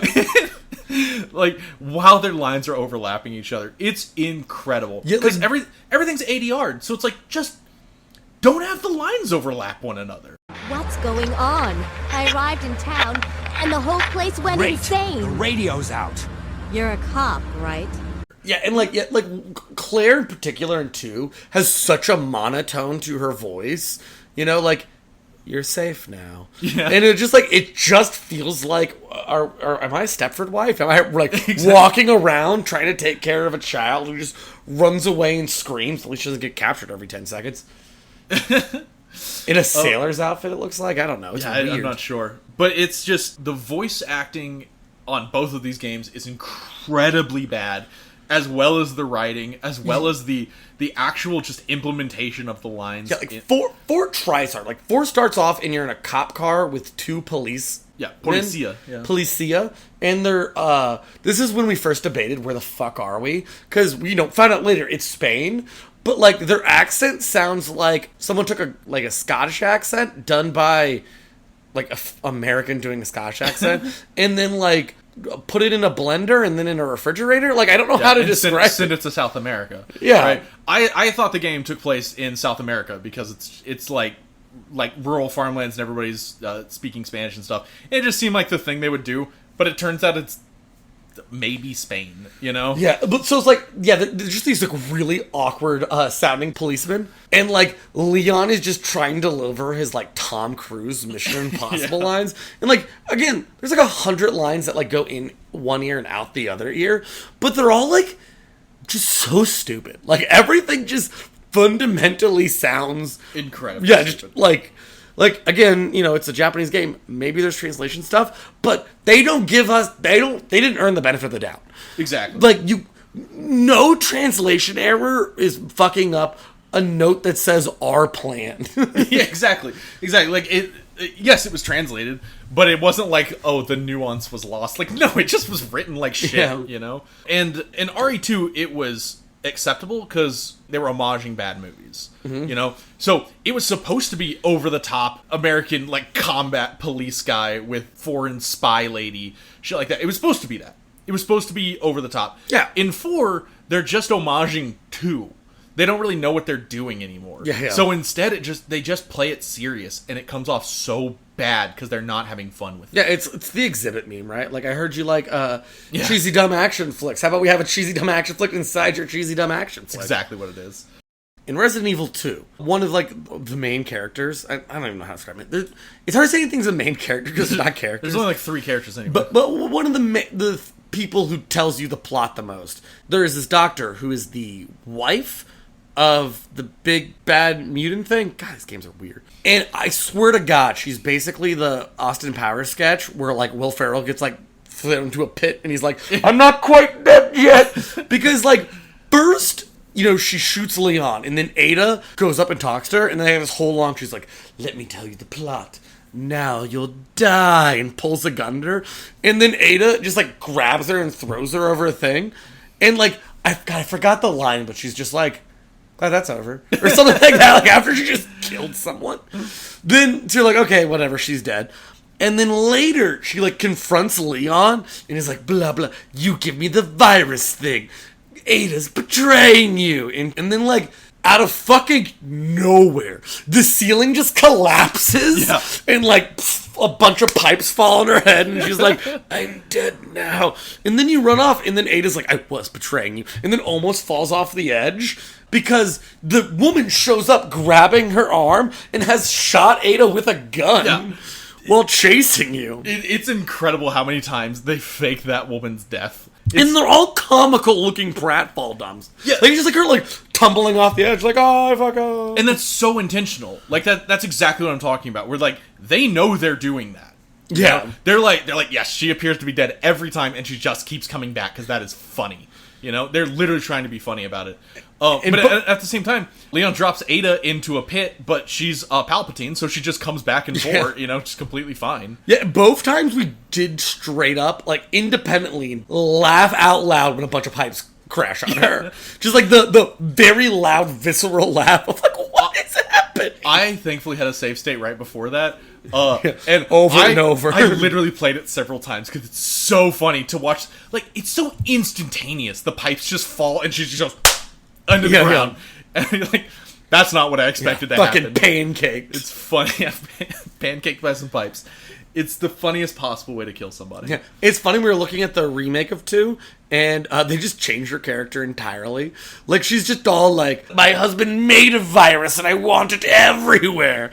And, like, in the remake, it looks like she's just kind of like, no, a virus that turns you into a psychopath mutant's bad. Yeah, actually, you have to get rid of it, Leon. But yeah, in 2, she was just like, "Give me the virus. I want it. It's my only It's my only link to my dead husband." And Leon's like, "I cannot do that." But then Leon stupidly just throws it away. He's like, "Damn this virus," and he throws it. You know, and you're like, "Hey, Leon, that's very bad." The original way that virus spread is somebody dropped it and rats ate it and then infected the entire city. Yeah. So, like, that's going to happen again now. Hey, you don't know what's at the bottom of this bottomless laboratory pit? Yeah. We know it's one living Ada, so, like, she's probably infected now. Yeah. You know? Another thing is in RE4 specifically, they constantly introduce new mechanics that you use exactly once throughout the game. Like, to get in the minecart ride that you have to do, you've got to get in the minecart and then shoot the lever that makes it go. You've never had to shoot a lever in the game up until that point. They allow you to do it, like, I think one more time when you're going to be chased by a giant robotic Salazar. You can shoot a lever on him. I think that's the only other time you can do that. I know, right? You're like, oh yeah, that happened. And it's not even remarkable compared to the rest of the game. You're just like, yeah, okay. And they do that a lot, where it's just like, oh yeah, I had to shoot a lever, and I didn't know I could do that. At the end of the game, they actually start introducing cover mechanics. Like, in the last bit of the game, you can take cover behind sandbags and stuff while people shoot at you. And it's like, cool, that was not in the entire game, you know? The most egregious one, I think, is after you get Ashley back at some point, you go through this whole car chase, and you fail at the end, and you have to do it again, and then you are successful, and you come to a door, like a door that goes up, you know, and it only goes up about halfway, and it's clearly a lot of space there, but you click on it and it says there's just enough space for Ashley to crawl under. And I'm like, one, no, Leon, you can definitely just get on your knees and go under the door. It's clear you have enough space to do that, right? But I'm like, whatever, I guess I'll just make this concession. a frustrating concession, but I'll do it. Ashley literally crawls under the door and just pulls a lever on the other side that opens the door. That is never done again. It is never talked about. Like, why did that exist ever? There's another mechanic where you can boost Ashley up to different locations where, like, it's like, okay, you could get up here if you had a person you could boost through there. It happens, like, exactly twice in the game. And it's like, why do you just keep having mechanics, like, show up and go away and show up and go away when you could sprinkle them throughout? You know, you could give Ashley, like, more of a purpose when you have her so she doesn't just follow you around constantly. It's so frustrating. There's a lever pull that you have to do. That's just like a Final Fantasy VII pull. Yeah. Except they give you lights that give you an exact cue when you have to pull the lever in tandem. It's the only time you do that in the entire game. You just have to pull the lever and it's incredibly easy. And you're just like, it's not fun. Like, why? It's weird. Why are you doing this? It just drove me insane. Every time I'm like, that's a mechanic that I'm never going to see again, isn't it? And it's like, yes, that is exactly true. Yeah, it's funny because in that area, so right around there is when you get your infrared scanning sniper, so you can shoot regenerators. Game's dumb. And I just, like, cleared a bunch of areas, and I could see, like, okay, if I go through this, I had, like, a feeling that there's a door that if I went through would start the next chapter cutscene shit. So I was, like, exploring around, making sure I didn't miss anything and get, like, locked into progression. And I found this big bridge, and I pull out my sniper rifle. I'm like, at the end of every bridge is usually just guys coming at you. Yeah. And I see a little infrared body, and I pop him. And then I run over, and it was just a fucking merchant of that area. And I was like, no. Oh my god. Dude, is all the merchants dead? Is it like Dark Souls? Can I never buy stuff for the rest of the game? I want to buy more stuff. And, like, I was, like, frantically looking online, like, can you kill the merchant forever? It's so funny because that is the exact point where your sniper rifle no longer shows you, like, who you're shooting. Yeah, what you're looking at. It is now obscured your vision, and he's, like, kind of off to the side, so you can't really see him, and you don't really know what you're doing. And I swear to God, I almost sniped him too. And he watched me snipe him. I watched it happen, and I go to the bridge, and I see a guy, and I'm literally pulling up my sniper rifle. I'm like, nope, that's the one Joey shot. Yeah. It's so funny to me that that merchant is just... He's there for players to kill him. Yeah. You know? It's like every time I've seen a bridge, the response is to take out a sniper. Also, I kind of hate that fucking they do that to your sniper. Your sniper is so fun. And they're like, you know what we're going to do? We're going to make looking through the scope look ugly now. Yeah, so you can fight boring shit. Oh, and... Like, you can turn it off, but, like, it's a lot of clicking I don't want to do all the time. Because I don't know how often regenerators are going to show up. Yeah. And they just kind of bulk 7 of them together. That's my problem. Is I was hoping that the regenerators were done, and my plan was honestly to sell that. Mm-hmm. I was like, I don't want it. You know, I'd like to get rid of it or take it off or something. And yeah, I could. I guess you're right. I could have taken it off. I didn't really think about that. But it's just straight up annoying to do. It is annoying to do, and there's no point, right? Because it still functions. And at that point, you're like, just end game. Yeah, just end. But, like, there are regenerators basically to the end of the game, so there's never a point where it makes sense to take it off. Just frustrating. It just kind of ruins your sniping, and sniping was really fun in the game. The only real plan you have in this entire game is to get the president's daughter and get to a drop-off point. And you kind of forget that because you're in Trap Castle for a long time. And you can't talk to Hunnigan anymore. Yeah. So you just forget that, like, the outside world exists. Yeah, and so you get to a point where a helicopter shows up, and it's like, oh, I'm the extraction helicopter. I love the helicopter. You literally get there, and it's just this guy, Mike. He tells you his name. You're like, oh, so glad to see you. He's like, yeah, name's Mike. You need some help? And it's just, there's so many dudes. You're going through a fortress. There's so many dudes with fucking turret guns shooting at you. People show up with rocket launchers and stuff. And Mike is just doing drive-bys on him in the helicopter. Yeah. Shooting missiles. That's like my favorite part of the island. It's so fun. Like, a dude is on a turret shooting at you, and Mike's like, I got this. And it just explodes. And you're like, fuck yeah. Yeah, like, you're just running through a camp as shit explodes and the whole time. You just killed Krauser, and it really feels like, I'm leaving. This is a victory lap. I'm leaving. And you get through the whole thing, and it's so fun. You're just like, man, Mike, thanks for helping out. He's like, yeah, it's what I do. You need ordnance, you came to the right place. Anyway, let's grab a beer after this. And then a guy comes out with a rocket launcher and just dumpsters Mike. And Leon has one of my favorite voice lines, which he just goes, Mike! Yeah, and they play it up like they make his death feel like it's fucking Goose dying in Top Gun. Exactly. Like, it's just, we just met, but we were bros. It's so funny to me. And the game goes on way too long after that. It keeps going. So we have a lot of stuff that we still want to cover in the lightning round, and we've kind of been focusing on how bad the ending of RE4 is. But of all the things that happen in the game, it created, I think, the highest emotional response. A peak in one way or the other. Sure. And this was the most intense negative peak. And you could probably tell that, like, we really didn't like it, but there's a little bit of, like, the emotion we're feeling while we play it.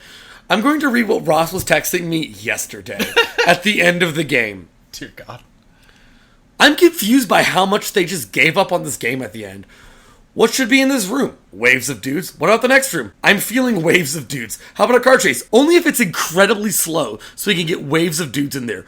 Bullshit. I was ready for a QTE, and they still got me. I hit the buttons. I am so mad. I'm just gonna stop spamming you and just finish this fucking thing. I was not even close to finish. Yeah.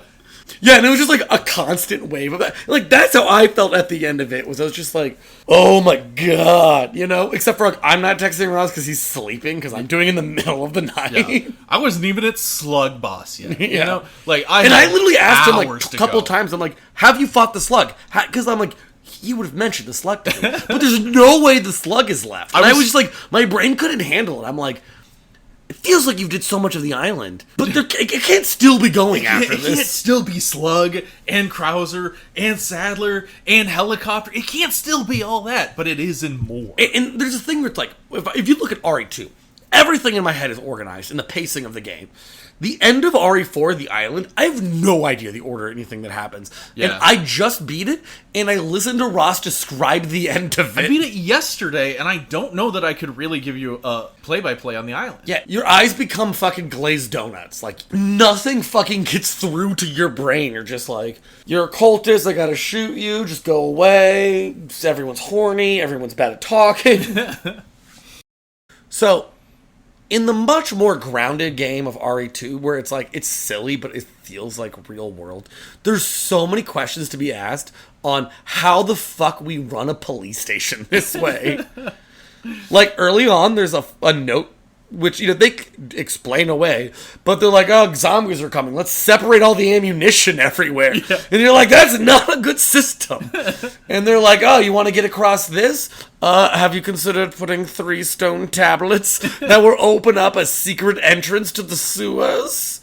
But one of my favorite, just agreed, just like, okay, we're all doing dumb puzzles. It's, you know, it's, a lot of it's because it's old video games and we're doing old video game stuff. But one of my favorite things that doesn't make sense is, we talked about it earlier, but you have to push 2 statues to face this thing, so we'll drop a gem. 2 things are amazing about that. 1, the gem is just easily within reach. Yeah, you can just get it. Just can't, like, I guess making the 2 statues look at another statue makes the other statue open up its marble hand. I don't know what's happening. I don't know. They have to go in specific spots, so I actually think it's probably just, like, pressure plates. But you wouldn't think it'd have to be the specific statues in the specific plates? Yeah. You know? So it's not that. It's Maybe just weighted people. Yeah. just some magic. I don't know. But the other thing is you have to put, you know, that feels like a Zelda puzzle, you know, moving the blocks to the right place. But it is damn near impossible because it's tank controls. The tank controls is so bad. It's like legitimately just perplexing to push these objects. Like, all you have to do is get behind it and hit forward and push it until you get to where you want. And that's shockingly difficult. In RE4, there's exactly, I think, 2 boxes that require both you and Ashley to push them. It's the only time that mechanic comes up. That you can also You make do her it in hide 2. Aiden, you push that truck. Yeah, well, that's true, but that was Like, a mechanic. it That was a cutscene that they set up. It and feels were like, really normal, yeah. She was like, we need to get a truck out of the way. And it's like, yeah, you couldn't do that alone. It's cool because you can't go down that way with Claire. Yeah. Because you don't have a second person. Exactly. So it makes sense it's closed off to you. Yeah, it makes a lot of sense. But in 4, they just put bigger boxes in the way. And you, like, it lets you press the button to push them, but they don't move. And I was like, oh, I need to ask you for this. Yeah. And then that's it. That's the only time you do that. And you're like, why? Why? Yeah, why? Yeah. The most common thing you say in all of RE4. So one thing we didn't really talk about in the kind of the overall review, but I kind of want to talk about it, especially in context of two, but both of them, is Capcom is really good at like making their games full of a lot of shit that's not just the game. So Resident Evil 2, we kind of mentioned, where there's 2 routes, and then there's also a B route for everyone. So there's kind of, like, even though there's one base scenario, they made 4 different routes. But also in all of the version, there are lots of different, like, mini games and things you can do inside of them. My favorite of which is Tofu Survivor. So in earlier games, hitboxes tend to just be a square instead of shaped around the actual character. Yes. Even fucking I think Demon Souls, the original Demon Souls, you're just your hitbox is a rectangle. Yeah. But by like Dark Souls 3, your hitbox is your body. Yeah. Right? Is what you see. Yeah, Dark Souls 3, the hitboxes are your body, but they are like a foot to the left for no reason. Yeah. So they took the little wireframe of the hitbox and they just made it white, and they realized it looked like tofu. So they just like put a little beret and give you a knight, and your just little tofu is like squishing around, and you just have to run away from zombies. It's super cool. And we looked up like the remake of it, and the zombies are like eating pieces out of your tofu and shit. Oh, it looks so good. It looks so cool. It's so fun, and it's so weird. And kudos for you doing that. Yeah. Like even 4, which we have a lot of complaints about at the end, but 1, I'm not sure when this came out, but there's a lot of DLC for it. Like when you unlock it, you could do like an Ada scenario and a Krauser scenario, which again, we didn't do. I can't believe there's salient plot points because of what we have witnessed. Yeah. But that's cool that you can do that and also be someone else. But also, there's a bunch of different guns and shit you unlock. Depending on your rank, I believe, you get different guns for different routes in 2. And in 4, you get the rocket launcher that shoots infinite ammo. And that's one of the few things that make me want to replay that game immediately. Exactly. That's like, such a wild thing to do. I will only play it if it's incredibly easier to play. Yeah, and fun. Yes. Funner to play. You just have explosions. Every time I used a rocket launcher and not a boss, it was a delight. But I couldn't use it that much because it's so costly. Yeah, and it's huge. It takes up too much inventory space. Fair enough. So one of my favorite things is on your map in RE4. There's like little legends for all the things. So like you can buy treasure and it shows you the treasure with like a little star and stuff. One of the legends is side quest, represented by a blue dot. But there's only one side quest. Find 15 little medals at the very beginning of the game and shoot them. And they're marked by a legend thing on your... Yeah. Like, that's it. And it gives you a pistol that is the worst pistol in the game. Yeah. To do, like, a kind of tedious side quest that you feel like is going to have a reward. But there are no other side quests. It's bizarre. There is one other side quest, and neither one of us did it at all. What was it? It was the shooting range. Oh, yes. There's a shooting range. It sounded really boring. You get bottle caps. Yep. Really I mean, there's nothing more to say about it. It is actually pretty hard to do. I tried twice. Yeah, I did the first 2. I wasn't successful, and I stopped. I stopped trying incredibly fast. Yeah, probably your PS5 maybe like it acted up. I think it was actually working too well. So like when I would go to aim, it would try to lock directly onto the head, but like my clumsy human hands would move it off the headshot. So like I would say the PS5 actually did better than any other system has or could. It was my meat body that failed me. So my anger is palpable. But the other thing too about a fucking shooting range is, each time I think they say there's 6 different like courses you do. Yeah. And it totals up to 24 bottle caps. Bottle caps. 24 is too many. That's so many for a shooting minigame. Yeah, and compare that to like a Zelda game that has a lot of like minigames, and they would like at best top out at 3, if 4. Yes, and beyond times that by 6 at least. Yeah, and beyond that, the value of getting the bottle caps, you just get money. You get like a large amount of money. You don't super need. You don't need at all. Yeah, I never ran out of money. I never was hurting for money. Now, I can increase the rate of fire of guns that don't need the rate of fire. Yeah, there was a lot of upgrades I just didn't buy, Yeah, kind of interesting thing with your weapons in RE4, you can get little, like, add-ons that you can combine. So, like, there's, like, a Mauser pistol thing. Yeah. And you get, like, a stock, and it steadies your aim, because your aim isn't always steady. You increase scope, but who needs that? There's also a stock for the machine gun. You don't super need it. It takes up inventory space, but it's fun and cool that you can do it, and it's just, like, you enjoy engaging with it. Yeah. Or, maybe not everyone, but I do. I think Ross does, because he agreed. Exactly. There's actually a boss fight in both the games that clearly mirror each other. In 4, you go into this big lake, and there's a giant crocodile, and you just, like, throw harpoons at it, and all the mechanics are completely different, right? Yeah. But in 2, There's actually like a really cool gimmick around the boss fight. Yeah, so in 2, you go into the sewers, and you do a bunch of little puzzles and stuff, and basically you see Ada on the other side of this water, and as you approach the water, this huge crocodile comes out of it, like Jaws level huge crocodile, and it starts chasing you through the hallway, and you already know what to do, because on the way, there's this very obvious, like, propane tank or something, and it's just like, there's a propane tank here. Nothing to do yet, you know? And you're like, cool, I'm gonna have to shoot that, right? So you run over there and you knock it down and you wait for the crocodile to pick it up in its mouth and you shoot the propane tank. You know, I referenced Jaws for a reason. It just blows the top of the crocodile's head off. It's so fun. Looks awesome. It's like his lower jaw's still there, but the top is off. The entire croc is still there, and it's just dead in a second, and you just have to, like, walk by his huge dead body. And I don't know, it's such a cool moment. And it's like a really noticeable thing about 2 is like a lot of the boss fights are just kind of like elaborate set pieces, but like that's cool. Yeah. That's better than a boss fight that is like a bunch of QTEs that infuriate you. Exactly. Like they weren't meant to be challenging, they were just meant to like be there. You know, they're like these are thematically appropriate bosses for these moments. And like just having a giant crocodile, it's one of those things that's just like wildly unexpected. And it wasn't hard to deal with. You knew exactly what to do, but it was fun to do. You know, and that's the beauty of 2, is like everything is just fun to do. One thing that I thought about a lot at the beginning of RE4 is you walk into a non-native English speaker's house dressed secret agently. A gun pulled. Yeah, a gun pulled. And then the guy just like swings an axe at you and you kill him, and then after that all the villagers are like trying to attack you. And, like, yeah, you do see that they impaled and burned a cop in the middle of a city. But, like, it really feels like Leon is just killing everyone for the crime of being slightly liberal. And so, like, yeah, like, it takes a while for them to actually say, like, oh, they're infected by a parasite. But it just feels like you are the American coming in. You did invade. Guns a-blazing, killing a cool K worth of people. Yeah, like, you go to the guy's home, and he doesn't speak your language, and you've got a gun pulled. He attacks you. It does kind of, like... The American dream. Yeah. Then you kill a whole village in self-defense. And, like, as we clearly talked about a lot, the end of RE4 clearly drags. But there's a part where there's a chair, and sit in it. Says, not a time for an iconic RE4 moment. Everyone who's ever played the game has sat on that chair.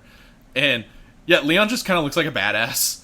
Just sitting in a throne. Yeah, he's like, his legs are crossed like a villain. Yeah, he's got his head on his hand like a thinker pose.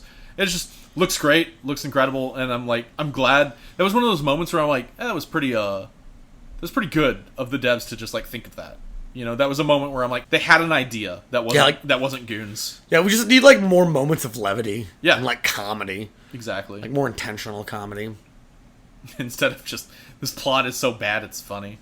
We kind of mentioned it early, but I just can't get over how lazy the fucking U.S. government is to send one person to save the president's daughter. The only explanation is it's Tiffany Trump. The one he could spare. Yeah. The one he's actively choosing to sacrifice. Like you're actually Mike Pence. Chasing her down. Jesus. Yeah. Honestly, we could just never shut up about this game, these 2 games, because they have so much in both directions. And like we're literally both just like, there's like 100 different things we said to each other off air that like were really funny that I wish we could include. Yeah. But honestly, it's just an experience. It's a stressful experience. Yeah. But it's a really fun experience that I really think, like, I am now sold on Resident Evil. I want to keep playing Resident Evils for life now. 100%. I'm definitely going to start playing, like, every Resident Evil. Yeah. And, like, the first game just, like, was like looking at old, like, Renaissance painting, where it's like, man, even though there's definitely things that we do better now, it's really interesting to see what we came from. Yeah. And the second one was like a... We've talked a lot about how these games are similar to the Metal Gear series. We've done a lot of comparisons, and that's kind of for a reason. Next month, we're going to be playing Metal Gear Solids 1 and 2. 1, obviously, the progenitor of the stealth genre of games. 2... What about a Metal Gear original? What? Metal Gear, the NES one. It's actually not the NES, it's the MSX1, but then there's a remake Yeah. for the NES, but they kind of ruined all the things that made the original one good. Nobody's ready to hear us talk about Running Man for an hour. So That's actually Metal Gear 2? Oh, I'm sorry. I'm an idiot. You are. I'm a dumb idiot. Go home and cuddle your Play PS5. play Resident Evil 8 on PS5. I agree. So anyway, we're gonna be doing Metal Gear Solids 1 and 2. Boy, we're definitely gonna talk about Metal Gear Solid, the whole series, at some point. We're definitely gonna do a cast. We're kind of diehard Metal Gear fans. Yeah, we definitely see the flaws with the bad one. I'll leave it up to you, the audience, to figure out which one that is. It's the same one as the Resident Evil we've been complaining about the whole time. The numbers are similar. But anyway, it's gonna be a fun time. So yeah, we're crazy huge fans of Metal Gear Solid. It's gonna be a good cast. So look out for that one. If you have any thoughts on this or any other games we played or are going to play or have suggestions, just hit me up on Twitter at bossdoor4. That's bossdoor in the letter 4. You can email us at bossdoorpodcast@gmail.com. I have a YouTube channel now, and I'm actually putting up gameplay of other games we haven't talked about. I'm doing a lot of indie games on there, so if you're interested in indie games you may not have heard about, you can check out our YouTube. It's Boss Door Podcast. But yeah, thanks for listening. This has been Boss Door. Anyway, I'm gonna go fuck my PS5! Don't shout that. I got neighbors, you weirdo.